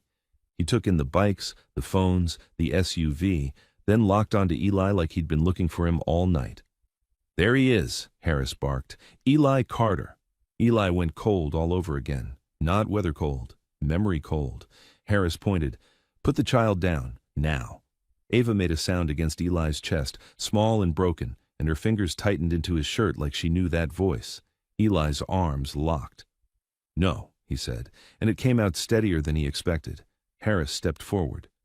"You're harboring a missing child. That is a felony. You're also a runaway from state care." Doc moved 1 inch in front of Eli. Not aggressive, just present. "Lieutenant," Doc said, voice calm, "she's hypothermic. Do you have EMS en route?" Harris ignored him. His eyes cut to the bikers. "You," he snapped. "Back away. This is a police matter." Duke held up his phone. "Badge number again, Lieutenant." Harris's face tightened. "Turn those cameras off." "Why?" Duke asked, almost bored. "If you're clean." Harris took another step, closer now, and the 2 uniforms behind him shifted their hands toward their belts. The air tightened. Every biker's posture changed, subtle, controlled. Nobody reached for anything. Nobody made a move that could be spun into a headline. But the line was there. The smooth man stood near the SUV, watching Harris like a handler watching a dog strain at a leash. Harris kept his voice loud, for the record. This child has guardians. We have authority. Give her to me. Lorraine pushed forward from behind the bikes, face flushed, eyes wild. You broke my door, she shouted. You threatened my staff. You didn't call an ambulance once. Harris didn't look at her. Ma'am, step back. Lorraine laughed sharp as glass. Step back? You sent cops into my freezer like it was a raid. Harris's eyes flicked to the smooth man for half a second. Quick, unconscious. Eli caught it. Duke caught it too. Duke's voice went quiet, deadly calm. You know him. Harris snapped his gaze back. I don't know anyone. I know the law. Doc lifted the pulse oximeter and clipped it to Ava's finger gently. The device beeped, faint but steady. Doc's eyes narrowed at the numbers. She needs real heat, Doc said, to the bikers now, not to Harris.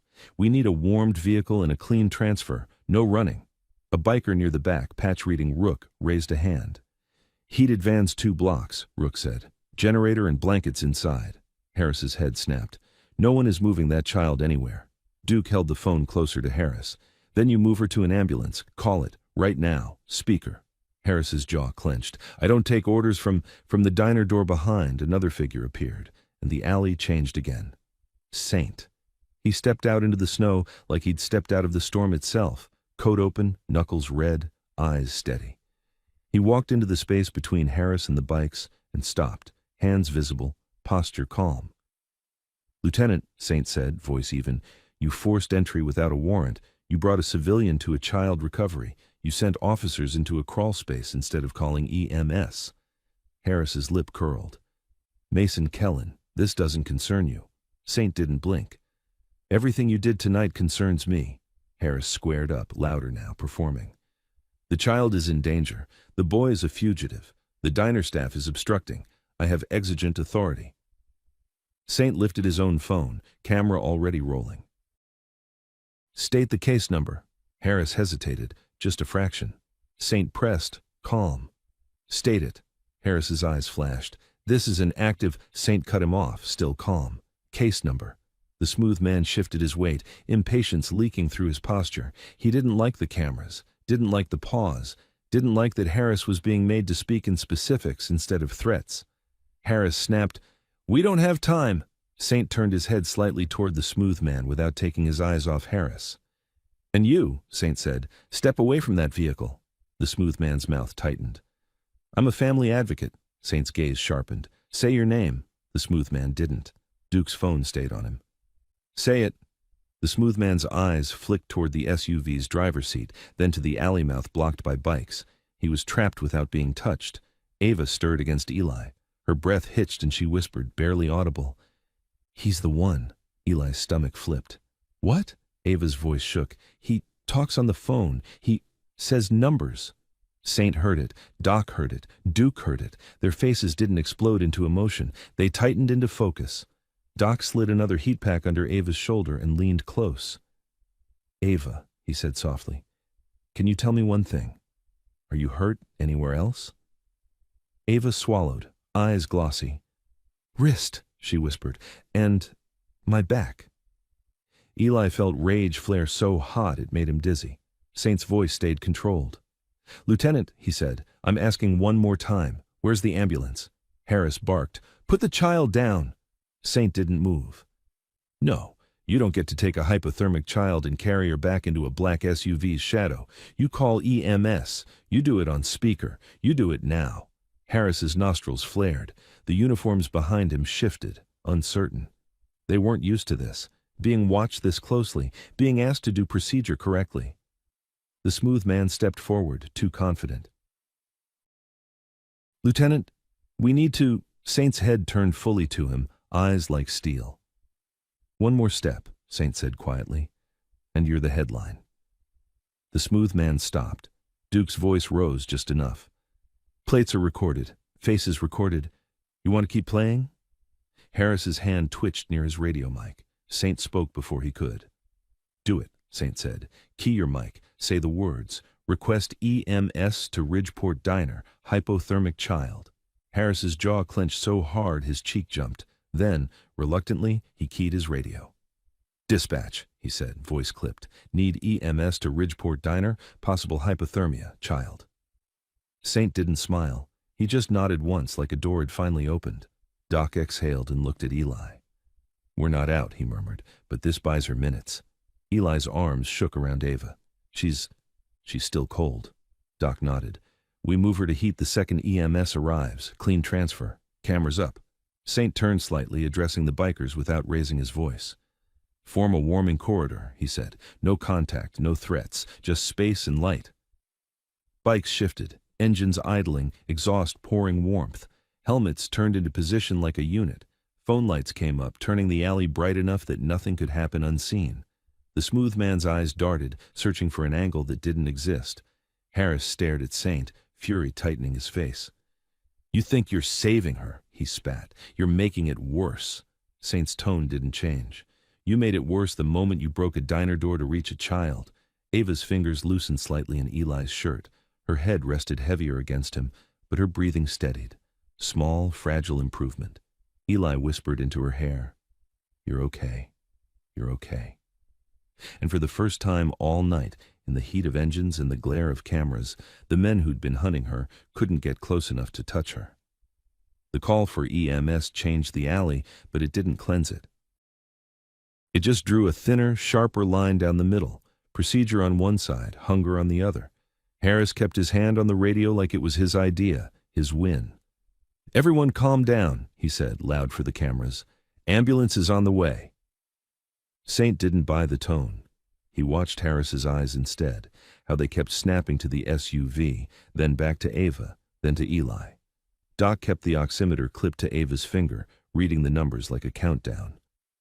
She's still cold core, he murmured. Better than 10 minutes ago, but not safe. Eli stared at Ava's face. Her lashes were wet.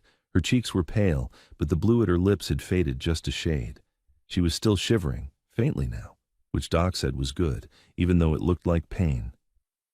Stay with me, Eli whispered. Just stay with me. Ava's eyes opened halfway. It's too bright, she breathed. Bright is good, Eli told her. Bright means they can't hide. The bikers held their corridor, engines idling, exhaust rolling warm in waves. Helmet lights and phone lights angled down the alley so there were no shadows deep enough to swallow a body. The smooth man stood by the SUV with his hands in his pockets like he was waiting for a train. He tried to look bored, but his eyes were busy, counting, measuring, looking for a weak link. He found one. Eli. The smooth man spoke without raising his voice, just enough for Eli to hear. You're making a mistake, kid. You think these guys are your friends? They'll be gone tomorrow. The system will still have your name. Eli's jaw tightened. Don't talk to me. The smooth man's smile flickered. You ran from a home, right? They're going to put you back. Unless you're smart. Saint's head turned a fraction. Step away from him. The smooth man shrugged. I'm just trying to help. Help looks like an ambulance, Lorraine snapped. She was still shaking, but her anger was keeping her upright. Not a black SUV and lies, Harris snapped at her. Ma'am, I said step back. Lorraine stepped forward instead. You broke my door, she said, voice rising. You sent cops into my freezer. You dragged a civilian into a recovery. You don't get to tell me how to stand. Harris's face tightened. This is not about your door. It's about everything you did to get to that child, Saint said calmly. Harris turned on Saint. You're interfering. Saint held up his phone. We're documenting. Harris's gaze cut to Eli again, and his tone changed, sweeter, almost convincing. Eli, he said, like he cared. Listen, you did the right thing bringing her somewhere warm. Now do the right thing and let professionals handle it. I can make sure you don't get charged for harboring. Eli's throat tightened. He'd heard deals like that before. They always had a hook in them. Doc didn't look up from Ava. Lieutenant, he said, keep your distance. She's stable because she's not being moved around. Harris ignored Doc. Eli, he pressed, you're a minor. You're in state care. You don't get to decide. Eli's hands shook around Ava's back. She doesn't want you, he said. She's scared of you. Ava flinched at Harris's voice, and that was answer enough. Harris's smile thinned. She's scared because she's been manipulated. Saint's voice dropped slightly. Watch what you say when you're on camera. Harris's eyes flicked to the phones. He forced the smile back on. Fine. Then we do this clean. I'm separating parties for safety. He stepped toward Eli. The biker line shifted with him. Quiet, synchronized, not a threat, a boundary. Harris stopped, irritation flashing. Move, this is lawful. Duke held his phone up. Say exactly what you're doing and why, on camera. Harris's jaw clenched. I am securing the child. Doc's voice went firmer. You secure her by getting her into a heated medical unit. Not by grabbing her from a miner's arms in an alley? A siren wailed in the distance, growing louder, then fading as it turned down another street. Everyone felt it. The smooth man's posture tightened. Harris's eyes sharpened like a man realizing time was running out. Ava stirred suddenly, a small whine in her throat. Her fingers fumbled at something under the jacket collar. Eli looked down. What is it?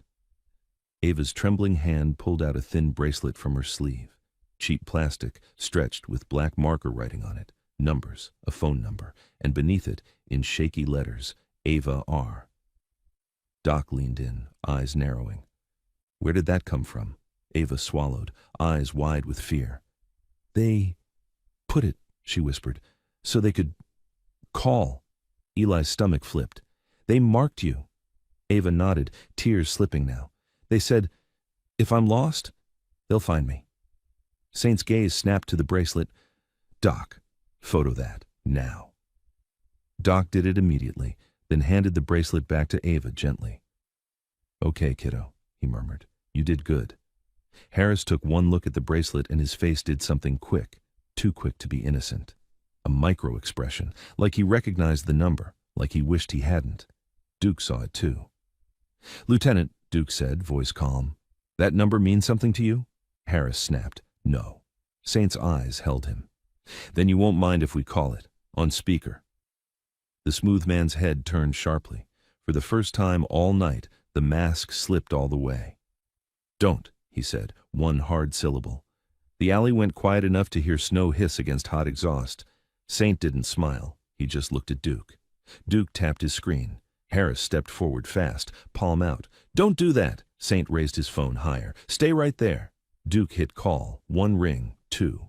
The smooth man's eyes flicked to the SUV. A phone buzzed, not in Duke's hand, not in Harris's, inside the SUV. A faint glow lit the cabin, and the driver, someone Eli hadn't seen clearly before, jerked, fumbling to silence it. Duke's camera caught the whole thing, the ring, the glow, the scramble. The call disconnected, and the alley inhaled as one. Saint's voice stayed flat. That's your number. The smooth man's jaw tightened. Coincidence. Doc snorted once, not polite. In an alley full of cameras? Sure. Harris's tone sharpened, dangerous now. Enough. You are obstructing. Another siren wailed closer, and this time it didn't fade. It turned into the alley. An ambulance nosed into view, lights painting the snow red and white. It stopped at the alley mouth where the bikes had left a narrow lane. Two paramedics stepped out, faces tense, eyes scanning the scene. Bikes, police, a child strapped to a teen's chest, phones recording everything. One paramedic lifted a hand. We got a call for hypothermia? Doc stepped forward first, holding up his hands. Yes, he said. She's 8, cold exposure. We've been warming gradually. O2 sat is improving, but still concerning. The paramedic's eyes flicked to Harris. You in charge here? Harris started. Yes, we need... Saint cut in calmly. Medical is in charge of the patient. The paramedic nodded once, grateful for something solid. All right, bring her to the rig, slow. Keep her wrapped. Eli's heart hammered. I can carry her. Doc glanced at the paramedic, then at Eli. He's been her heat source, Doc said. If you separate them too fast, she can crash. The paramedic hesitated, then nodded. Okay, he walks with us. Gentle. Harris snapped. He does not go with... The paramedic's eyes hardened. Lieutenant, unless you want to explain to my supervisor why you insisted on an unsafe transfer, you'll step back. For a second, Harris looked like he might explode. Then he forced it down. Cameras, ambulance, witnesses, a line of bikes like a wall. He stepped aside. Eli started forward. Ava pressed to his chest, moving in small, careful steps toward the ambulance's open doors. The bikers widened the corridor, giving him space. Warm air from the rig washed over Eli's face like a wave. Ava's eyes opened a sliver. She looked at the ambulance lights, then up at Eli. "Don't let him," she whispered. Eli swallowed hard. "I won't." Behind them, the smooth man shifted subtly toward the SUV, like he might try to slip away in the noise. Duke's phone stayed trained on him. Saint's voice, quiet as a blade, followed the smooth man's movement. "If you run," Saint said, "you'll run on camera." The smooth man stopped. Eli stepped up into the ambulance, and for the first time all night, the warmth wasn't borrowed. It was real, contained, undeniable. The ambulance doors stayed open just long enough to swallow Eli and Ava, then the paramedic pulled them in and slammed them shut like sealing a safe. The storm noise dulled instantly. The red-white flashes still painted the small cabin, but the air inside was warm, controlled, smelling of disinfectant and plastic. Eli stood awkwardly near the bench, Ava still strapped to his chest, his arms trembling from the delayed crash of adrenaline. A paramedic, woman, mid-30s, hair shoved under a cap, reached for the straps. "Easy," Doc said from the doorway, stepping up into the rig without asking permission. "He's been her heat source. You separate too fast, you risk afterdrop." The paramedic paused, eyes narrowing, then nodded once. "Okay. We do this slow." The second paramedic, a man with tired eyes, clipped a monitor lead and started checking Ava's vitals, moving with the quick calm of someone who'd seen panic turn lethal. "Sweetheart," the woman said to Ava, voice soft, "I'm Mia. You're safe in here. Can you tell me if anything hurts?" Ava's eyes fluttered open. She looked at the woman's face, then at Eli's, like she was making sure he was still real. "My wrist," she whispered. "And my back." Mia's expression tightened, but her voice stayed gentle. "Okay, we'll look. No surprises." Eli swallowed hard. "Don't take her away," he blurted, then hated himself for sounding like a child. Mia glanced at Doc, then at Eli. "We're not taking her away from safety," she said. "We're getting her warm and stable. That's the job." The male paramedic clipped the pulse ox back on Ava's finger and checked the reading. "O2 is coming up," he murmured. "Temp's still low." Doc nodded, pulling his phone out. "I'm recording the transfer for continuity and documentation," he said, and he did it openly. Camera angled at hands, straps, the patient. Clean, clinical. Eli's mind kept trying to jump back outside. The alley, Harris, the smooth man, the SUV. He could still hear Saint's voice in his head, "Don't become a silhouette." Mia unfastened the webbing slowly. "Eli, right?" she asked, reading the tension in his shoulders. He nodded. "You're doing good," she said, not like praise, like an instruction. "I'm going to move her onto the stretcher. You keep one arm around her while we slide her, okay?" Eli's throat tightened. "Okay." They eased Ava down onto the padded stretcher. The moment Eli's chest stopped being pressed to hers, Ava's eyes widened, panic spiking. "No!" she rasped, reaching weakly. Eli leaned in instantly, wrapping his arms around her shoulders. "I'm here," he said. "I'm right here." Doc watched her face. "That's it," he murmured. "Keep contact." Mia tucked the thermal wrap around Ava and placed warm packs along her core, then started a gentle assessment of Ava's wrist. Ava winced and turned her face into Eli's jacket. Eli's jaw clenched so hard it hurt. "Who did this?" he asked, voice low. Ava didn't answer. Her breathing hitched, her eyes squeezed shut. Mia didn't push. She just said, "We'll let her tell it when she's ready." The male paramedic leaned closer to Mia. "PD wants her released to them?" he asked quietly, nodding toward the closed doors as if the whole alley was still there. Mia's mouth tightened. "PD can want whatever," she said. "Medical custody while she's unstable." Doc added, calm but sharp. "And her fear response is documented. She flinches at the lieutenant's voice." Eli's eyes snapped up. "You saw that?" Doc nodded. "It's on video. It matters." The rig rocked slightly as someone outside moved past the doors. A shadow crossed the frosted window. Eli's stomach clenched. "They're still out there." Mia walked to the small window, peered out, then turned back. "Bikers are holding the lane," she said. "Police are arguing. Nobody's coming in here unless we open it." Eli let out a breath he didn't realize he'd been holding. Then, the radio on the ambulance crackled. Dispatch. Unit 12, confirm patient transfer. PD requests destination and status. Mia keyed the mic. Patient is hypothermic minor. We're stabilizing and transporting to Ridgeport General. PD can coordinate through hospital security. A pause, then dispatch again. Copy. Doc's eyes narrowed. Ridgeport General, he repeated softly, like the words had weight. Eli frowned. What's wrong with the hospital? Doc didn't answer immediately. He watched Ava's face, then said, Hospitals are safe until someone makes them not safe. Mia heard it, and her tone sharpened just a hair. We can divert if we need, she said. Doc nodded once. Good. Ava's eyes opened again, glassy and exhausted. She looked at Mia, then whispered, He'll come. Who? Mia asked gently. Ava's voice shook. The policeman. Harris. Eli felt his blood go cold. How do you know his name? Ava swallowed. They said it, on the phone. Harris will handle it. Doc's gaze sharpened like a lock clicking shut. Say that again, he said softly. Ava's lips trembled. Harris will handle it. Mia's eyes flicked to Doc. That's significant. Doc nodded. Extremely. Outside, something thudded against the ambulance door.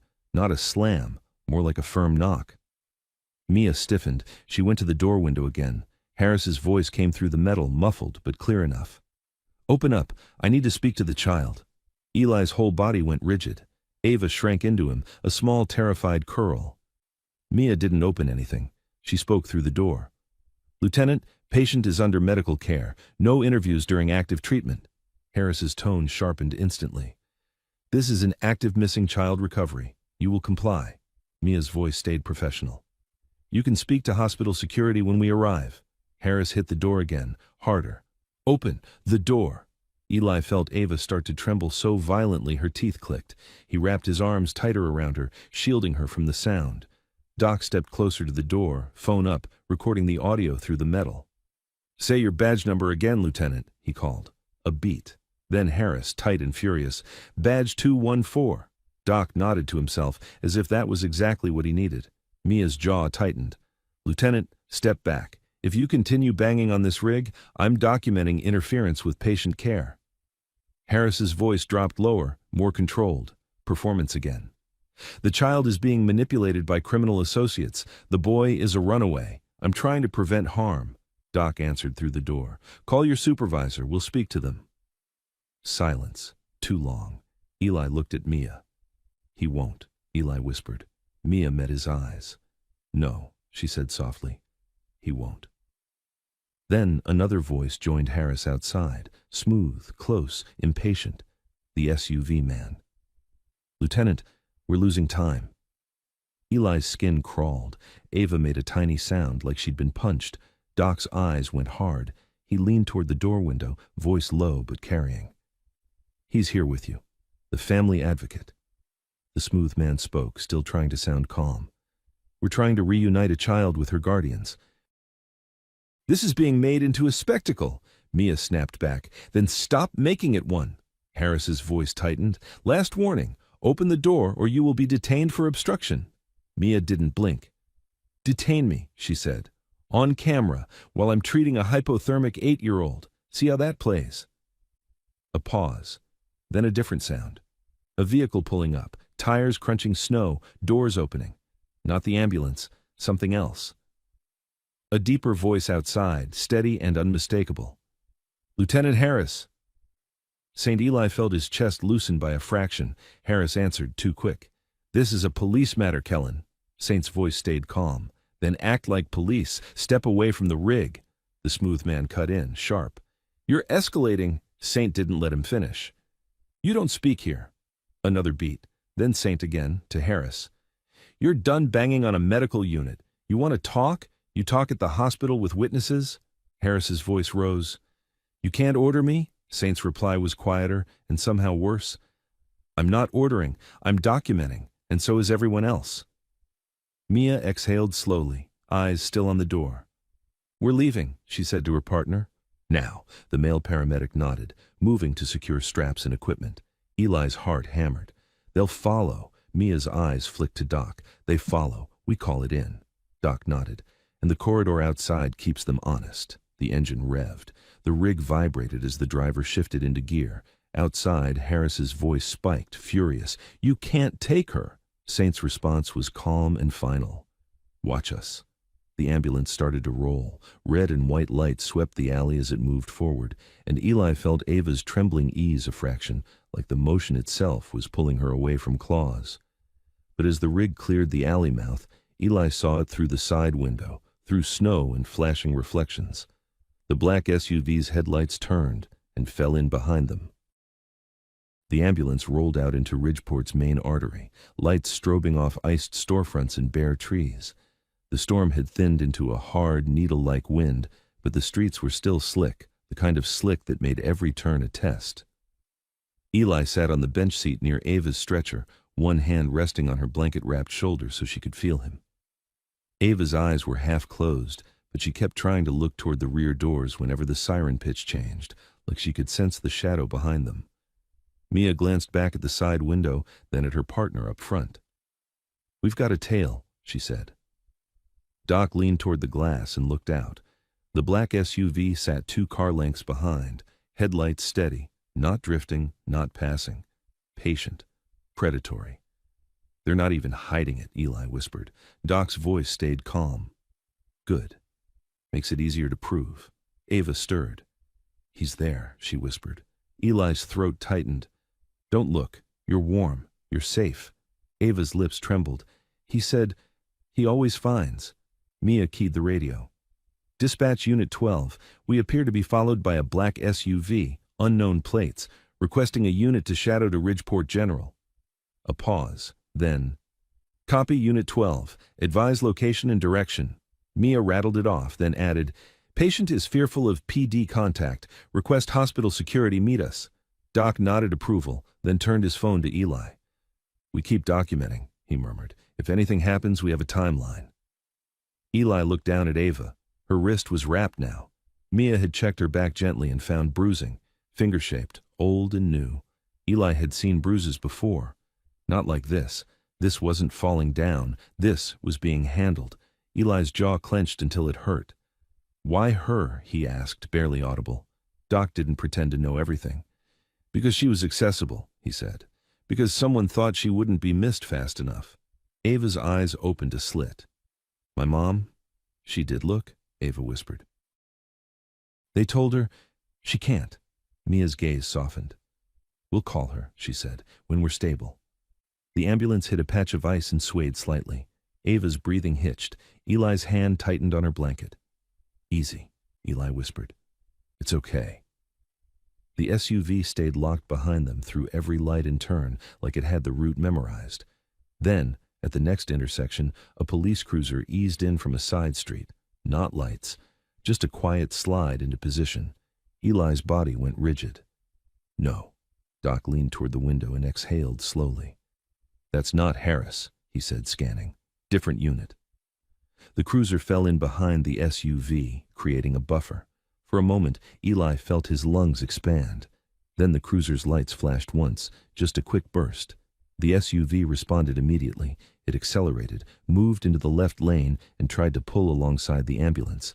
Mia's head snapped. "What the hell?" Her partner swore under his breath up front. The rig maintained course, but the SUV edged closer, matching speed, trying to see inside. Ava's eyes flew open. She made a small choked sound and curled toward Eli. "Don't look," Eli said, pressing his palm gently to her head. "Don't." Doc moved to the side window and lifted his phone, recording through the glass. He angled it so it caught the SUV's driver. The driver's face was half lit by streetlights, male, cap low, eyes forward. The smooth man sat in the passenger seat, staring straight into the ambulance like he was trying to burn through the walls. Then, the smooth man lifted his hand and pointed, down, then forward, directing the driver like a coach. Mia's voice went tight. "They're trying to force us to stop." Eli's stomach dropped. "Can they do that?" Doc didn't answer with comfort. He answered with strategy. "They can try," he said. "We make it loud." He leaned forward and shouted toward the front. "Call it now! Report aggressive vehicle attempting to interfere with emergency transport." Mia keyed the radio again, voice sharp. Dispatch, black SUV is attempting to impede ambulance. We need immediate assistance. The cruiser behind flashed lights again and surged forward, trying to split the SUV off. The SUV swerved, stubborn, then cut back in front of the cruiser, blocking it. The cruiser braked hard. Tires hissed on ice. Eli felt Ava's whole body tremble. He's going to make it crash, she whispered. Eli's hands shook, but he kept his voice low. Not if we keep moving. Not if they can't touch you. The SUV slid closer again, then drifted forward, angling toward the ambulance's front bumper. A brutal move. If the rig braked, it would lose control. If it didn't, it risked contact. Up front, the driver's voice came through the cabin. Hold on! The ambulance shifted lanes carefully, the big vehicle fighting physics. Mia braced herself, one hand on Ava's stretcher rail. Eli's pulse roared in his ears, and then, 2 blocks ahead, headlights appeared in formation. Motorcycles. A line of bikes rolled through the intersection from a side street like a moving barricade, engines deep and synchronized. They didn't speed. They positioned. 2 bikes slid between the SUV and the ambulance with clean precision, forcing the SUV to back off without a single touch. Another pair dropped behind the SUV, hemming it in. Saints' people. Eli stared through the window, stunned. They followed us. Doc's mouth tightened into something almost like satisfaction. He said a corridor, Doc murmured. He meant all the way. The smooth man's head snapped toward the bikes. His jaw clenched. He leaned toward his driver, barking something Eli couldn't hear. The SUV tried to accelerate past the bikes. One biker moved smoothly into its lane, forcing it to brake. Another bike slid up on the other side, narrowing space like closing doors. The SUV couldn't surge without hitting someone on camera. It fell back, trapped in a slow pocket of traffic. And then the cruiser behind finally gained room, lights flaring, siren chirping once, enough to announce presence without becoming a chase. Mia exhaled, shoulders still tight. Ridgeport General in 3 minutes, she said. Ava's breathing steadied. Her eyes fluttered, then focused weakly on Eli. Still here? She whispered. Eli swallowed hard. I'm still here, he said. I'm not going anywhere. Doc leaned closer to Eli, voice low.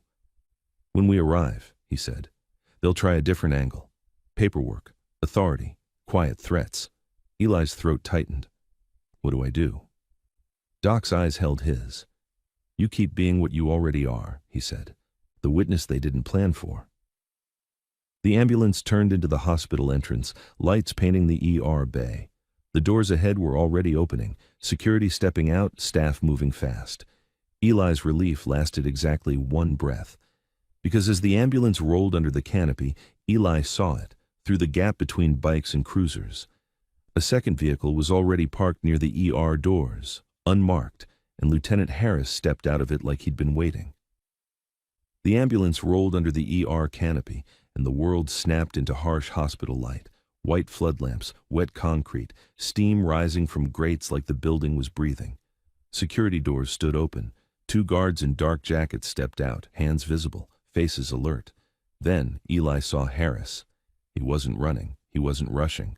He stepped out of the unmarked car like a man arriving to a meeting he scheduled, coat buttoned, radio on his shoulder. That same controlled authority in his posture, like the storm had been a stage, and this was the scene he wanted. Ava's body tightened under the blanket the second Harris's voice carried. Hold that rig, Harris called. Patient is part of an active recovery. Mia's jaw locked. She jumped down from the passenger side before the doors even fully opened and met hospital security halfway. Lieutenant, Mia said, loud enough for cameras and staff. Hypothermic minor, medical custody. No interviews during treatment. Harris walked closer, eyes cutting past Mia to the ambulance doors. Open it, he ordered. I need the child. Eli's stomach flipped. He wasn't even pretending now. Doc stepped down behind Mia, phone up, lens steady. Badge 214, Doc said calmly, as if reading it into a record. Lieutenant Harris demanding access to an active patient. Harris's gaze snapped to Doc. Put the phone away. Doc didn't. No. The rear ambulance doors swung open and cold air knifed in. A nurse and an ER tech were already there with a warmed gurney and blankets. Eli sat inside next to Ava, hand on her shoulder, watching the scene like it was a trap resetting. Ava's eyes were wide and glassy. She clung to Eli's sleeve with weak fingers. "He's here," she whispered. "I know," Eli said, voice low. "Don't look at him." Harris stepped toward the open doors and pointed. "That boy is a runaway. Remove him from the patient." Mia stepped between Harris and the rig. "Absolutely not," she said. "He is part of her stabilization. He stays until she's in a warmed room and monitored." Harris's lips tightened. "You're interfering." Hospital security moved. One guard, tall, shaved head, raised a hand. "Lieutenant, you can't push into an ambulance bay. Hospital policy. You have paperwork?" Harris didn't like being questioned in front of witnesses. His eyes flicked to the crowd. Staff, the biker line arriving at the edge of the canopy, phones up, a patrol cruiser angled near the curb. He forced a smile. "We have exigent circumstances." The guard didn't flinch. "Paperwork?" Harris's jaw jumped. "I'm law enforcement." "And this is a hospital," the guard replied. "Paperwork." Saint appeared at the canopy edge, walking in with Duke and two others, calm as gravity. They stopped behind the security line, not crossing it, letting the hospital own its own rules. Saint didn't speak first. He simply lifted his phone, still recording, and waited for Harris to talk himself deeper. Harris pointed toward Ava. "She belongs with her guardians." Doc's voice cut cleanly through the noise. "Lieutenant, we have the number that rang inside the SUV. We have Ava stating Harris will handle it," was said by her handlers. "We have you following an ambulance and banging on its door. Do you want to continue on camera?" For a split second, Harris's face did that micro-shift again, fear wrapped in anger. Then he snapped it back into authority. "You're making allegations," he said. "This is a missing child. Stop obstructing." The ER nurse at the doors leaned in, eyes on Ava.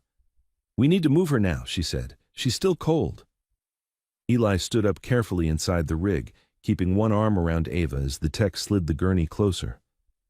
"I can help," Eli said. "Good," the tech replied. "On 3." They transferred Ava slow, exactly how Doc instructed, no sudden separation, no jolts. Ava whimpered but kept her grip on Eli's sleeve. Eli walked alongside the gurney as they rolled her toward the ER doors. Harris tried to step with them. Security blocked him smoothly. "Not without paperwork," the guard repeated. Harris's voice sharpened. "I'm ordering you—" A hospital administrator appeared. Woman in a blazer, hair pinned tight, eyes sharp. "No," she said calmly. "You are not ordering my security. If you believe you have authority to access a patient, you present it to me and the charge nurse. Otherwise, you remain outside." Harris's eyes widened slightly. He wasn't used to no from people who mattered. He pivoted, scanning for a weaker angle, and found it. Eli. Harris stepped around the gurney path and aimed his voice straight at Eli, softer, poisonous. "Eli," he said, like they were old friends, "this ends badly for you. You're a ward of the state. You're currently committing multiple offenses. Hand her over, and I can make it easy." Eli's hands shook. He hated that a part of him wanted to believe it because believing meant safety. But Ava's fingers were on him. Ava's fear was real. Eli looked Harris dead in the face. "Call her mom," Eli said, voice rough. "If she has guardians, call them, right now, on speaker." Harris's smile thinned. "We don't have—" "Do it," Eli said louder. "On camera." The biker phones tightened their aim. Saint didn't move, but his eyes locked on Harris like a vice. Harris's nostrils flared. He leaned closer to Eli and dropped his voice, trying to cut the cameras out of the moment. "You don't understand what you've stepped into," Harris murmured. "You keep pushing, you'll disappear again, and nobody will even look." Eli's blood went cold, not because it was shocking, because it sounded practiced. Ava turned her face weakly toward the sound and whispered, barely audible, "He said that before." Everything stopped for one heartbeat. Mia's head snapped toward Ava.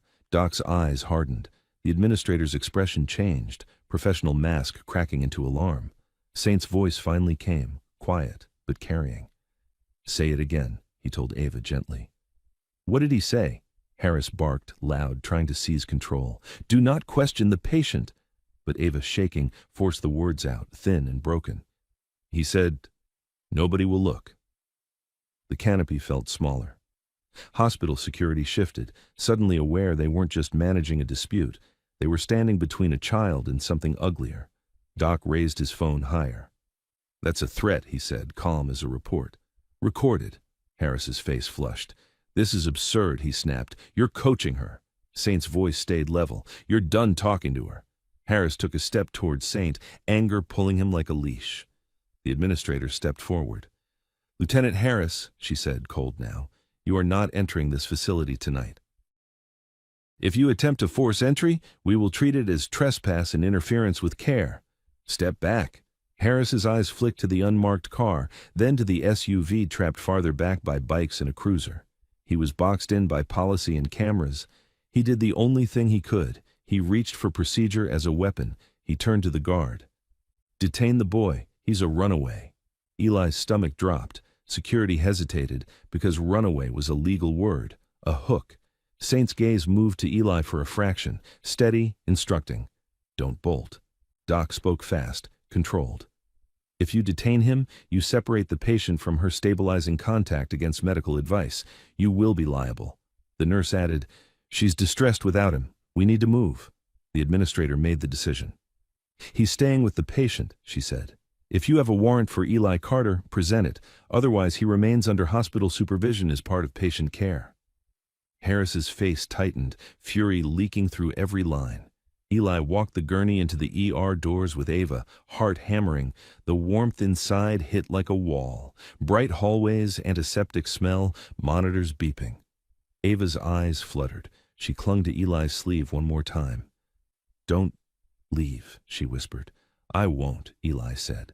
Behind them, the ER doors began to close, and through the narrowing gap, Eli saw Harris lift his radio and speak a single sentence. Quiet, urgent, deadly calm. Eli couldn't hear the words, but Harris's eyes met his through the glass, and Eli understood the message anyway. This wasn't over. The ER doors shut with a soft hiss, sealing out the canopy lights, the engines, the shouting. Inside, everything was brighter and colder in a different way. Clean floors, harsh fluorescence, the steady beep of monitors like a heartbeat you couldn't argue with. Eli walked beside Ava's gurney as the nurse and tech pushed her down the corridor. Ava's hand stayed hooked in his sleeve, weak but stubborn, like she didn't trust the building to keep her safe. Only the fact that Eli was still there. Mia strode at the head, calling out to staff. "Hypothermia, 8-year-old female, gradual warming in progress, possible trauma." Doc kept pace, phone still up, filming hands and faces only when needed, then lowering it, like he was building a case brick by brick. They turned into a warmer bay, curtains, a bed already heating. A doctor in scrubs stepped in, eyes sharp. "I'm Dr. Patel," she said quickly. "Who's the guardian?" Ava's eyes flared with panic. Eli answered before his brain could stop him. "She doesn't have one here," he said, "and she's scared of the police." Dr. Patel looked from Eli to Ava's bruised wrist, then to Doc's patch. "You a medic?" "Street medic," Doc said. "Stabilization started on scene. She clings to him. Separating them spikes distress." Dr. Patel nodded once. "Okay," she said, decisive. "He stays in the room for now. Security at the door. No law enforcement interviews without my approval. Understood?" The nurse nodded. The tech nodded. Mia exhaled like she'd been holding her breath for an hour. Ava was transferred onto the warmed bed, blankets layered. A forced air warmer hummed to life. The monitor leads were placed gently. Ava whimpered, then settled when Eli's hand stayed on her shoulder through the blanket. "Eli," Dr. Patel said, "I need you to answer truthfully. Did anyone tell you to bring her here?" "No," Eli said. "I found her freezing." "Did anyone threaten you?" Eli's jaw tightened, image of Harris's eyes through glass flashing. "Yes," he said anyway. "The lieutenant outside." Dr. Patel's gaze sharpened. "What did he say?" Eli swallowed. "That nobody would look if I disappeared." The nurse's face changed, professional mask slipping. Mia's eyes went hard. Dr. Patel didn't react like a person surprised. She reacted like a person clicking into protocol. "Security," she called. A guard appeared instantly at the curtain gap. "Yes, doctor?" "Lock down this bay," Dr. Patel said. "No one enters without my authorization. If law enforcement requests access, route them to administration and hospital legal. Now." The guard nodded and moved. Ava's eyes fluttered open, fever bright and exhausted. "He's outside," she whispered. Eli leaned closer. "He can't come in," he said. "Not right now." Ava's lips trembled. "He said he has keys everywhere." Doc crouched at the bedside, voice soft. "Ava," he said, "do you remember any name besides Harris? Any word? Any place?" Ava stared at the ceiling, fighting sleep. "Numbers," she whispered. "A list. Storm list." Dr. Patel froze for half a second. "Storm list?" Ava's throat worked. "They take when the weather's bad. No school, no people." Eli felt bile rise in his throat. It matched what he'd said about kids disappearing during storms. He looked at Doc, and Doc's expression didn't change, but his eyes did. They went colder. Dr. Patel leaned in gently. "Ava," she said, "did you see where they took children?" Ava's fingers twitched under the blanket. "A room," she whispered. "Down, like basement. Smelled like metal." Eli's skin crawled. Ava had reacted to the diner stairwell. Down, basements, the same pattern. Doc's voice stayed careful. "Did you see a sign? A logo?" Ava's eyes squeezed shut. Tears leaked. "Wings," she whispered. "Not yours. Different. Like bird." Mia looked at Doc sharply. "Your video," she murmured. Eli's mouth went dry. He remembered the blurry clip on his cheap phone, the loading bay, a partial logo, a voice giving orders. He'd been carrying it like a secret weapon, but he hadn't said a word about it here yet. Dr. Patel noticed his expression immediately. "Eli," she said, "what are you holding back?" Eli's heart hammered. If he handed over what he had, it could save kids. It could also paint a target on him so big he'd never sleep again. Then Ava's hand found his sleeve again, weak and desperate. Eli swallowed and pulled his phone out. The screen was cracked, battery low. He held it like it was heavier than it was. "I have a video," he said, "from the night I ran. It's not clear, but it shows a loading bay, a logo, and a voice." Doc's eyes locked on it. "Show me," he said. Dr. Patel's hand lifted. "Not here," she said fast. "Not on open hospital Wi-Fi. Not where it can get compromised. But yes, this matters." She turned to Mia. "Get hospital legal, now, and call child protection, our on-call advocate, not police." Mia nodded and moved. Doc stepped close to Eli, lowering his voice. "If Harris is involved," he said, "anything you hand to local PD can vanish." Eli's throat tightened. "Then who do we give it to?" Dr. Patel answered without hesitation. "Hospital legal will coordinate with state investigators if needed," she said. "And if there's suspected official misconduct, it escalates." A beep on the monitor spiked, Ava's heart rate rising. She was slipping into panic again. "Eli," Dr. Patel said gently, "talk to her. Keep her grounded." Eli leaned close. "Ava," he whispered, "tell me your mom's name." Ava blinked slowly. "Marina," she whispered. Eli nodded. "Marina's going to know where you are. We'll find her, okay?" Ava's eyes closed. "Promise." "I promise," Eli said, and he meant it, even though he had no idea how promises worked in this world. A commotion rose outside the bay, raised voices, quick footsteps, the sound of a door being pushed against resistance. The guard's voice. "You can't enter!" A male voice, sharp and furious. "Move!" Eli's blood froze. Dr. Patel's head snapped toward the curtain. "Security!" she barked. Doc was already standing, phone up, recording the sound, eyes scanning for an exit. The curtain twitched as someone grabbed it, and then the hospital intercom chimed overhead, calm and automated. "Code Gray, emergency department, Code Gray." Ava's eyes flew open, terrified. Eli's body moved instinctively. He stepped closer to the bed, putting himself between Ava and the curtain. Dr. Patel's voice dropped, hard and controlled. "Nobody touches this child," she said. The curtain yanked back, and Harris stepped in anyway, face flushed, eyes burning. 2 uniformed officers behind him like shadows. He pointed straight at Eli. "Remove him," Harris snapped. "Now!" Harris stepped into the bay like the rules didn't apply to him, face flushed, eyes locked on Eli, 2 uniforms behind him pretending they were just following procedure. "Remove him," Harris snapped. "Now!" Eli didn't move. His legs felt like ice, but his hand stayed on Ava's blanket. Ava stared at Harris with naked terror, her breathing turning sharp and fast. Dr. Patel planted herself between Harris and the bed. "No," she said, flat and loud. "This is a code gray in a medical bay. You are not authorized to enter. Step out." Harris's jaw twitched. "Doctor, this is an active recovery. You're obstructing." Dr. Patel didn't blink.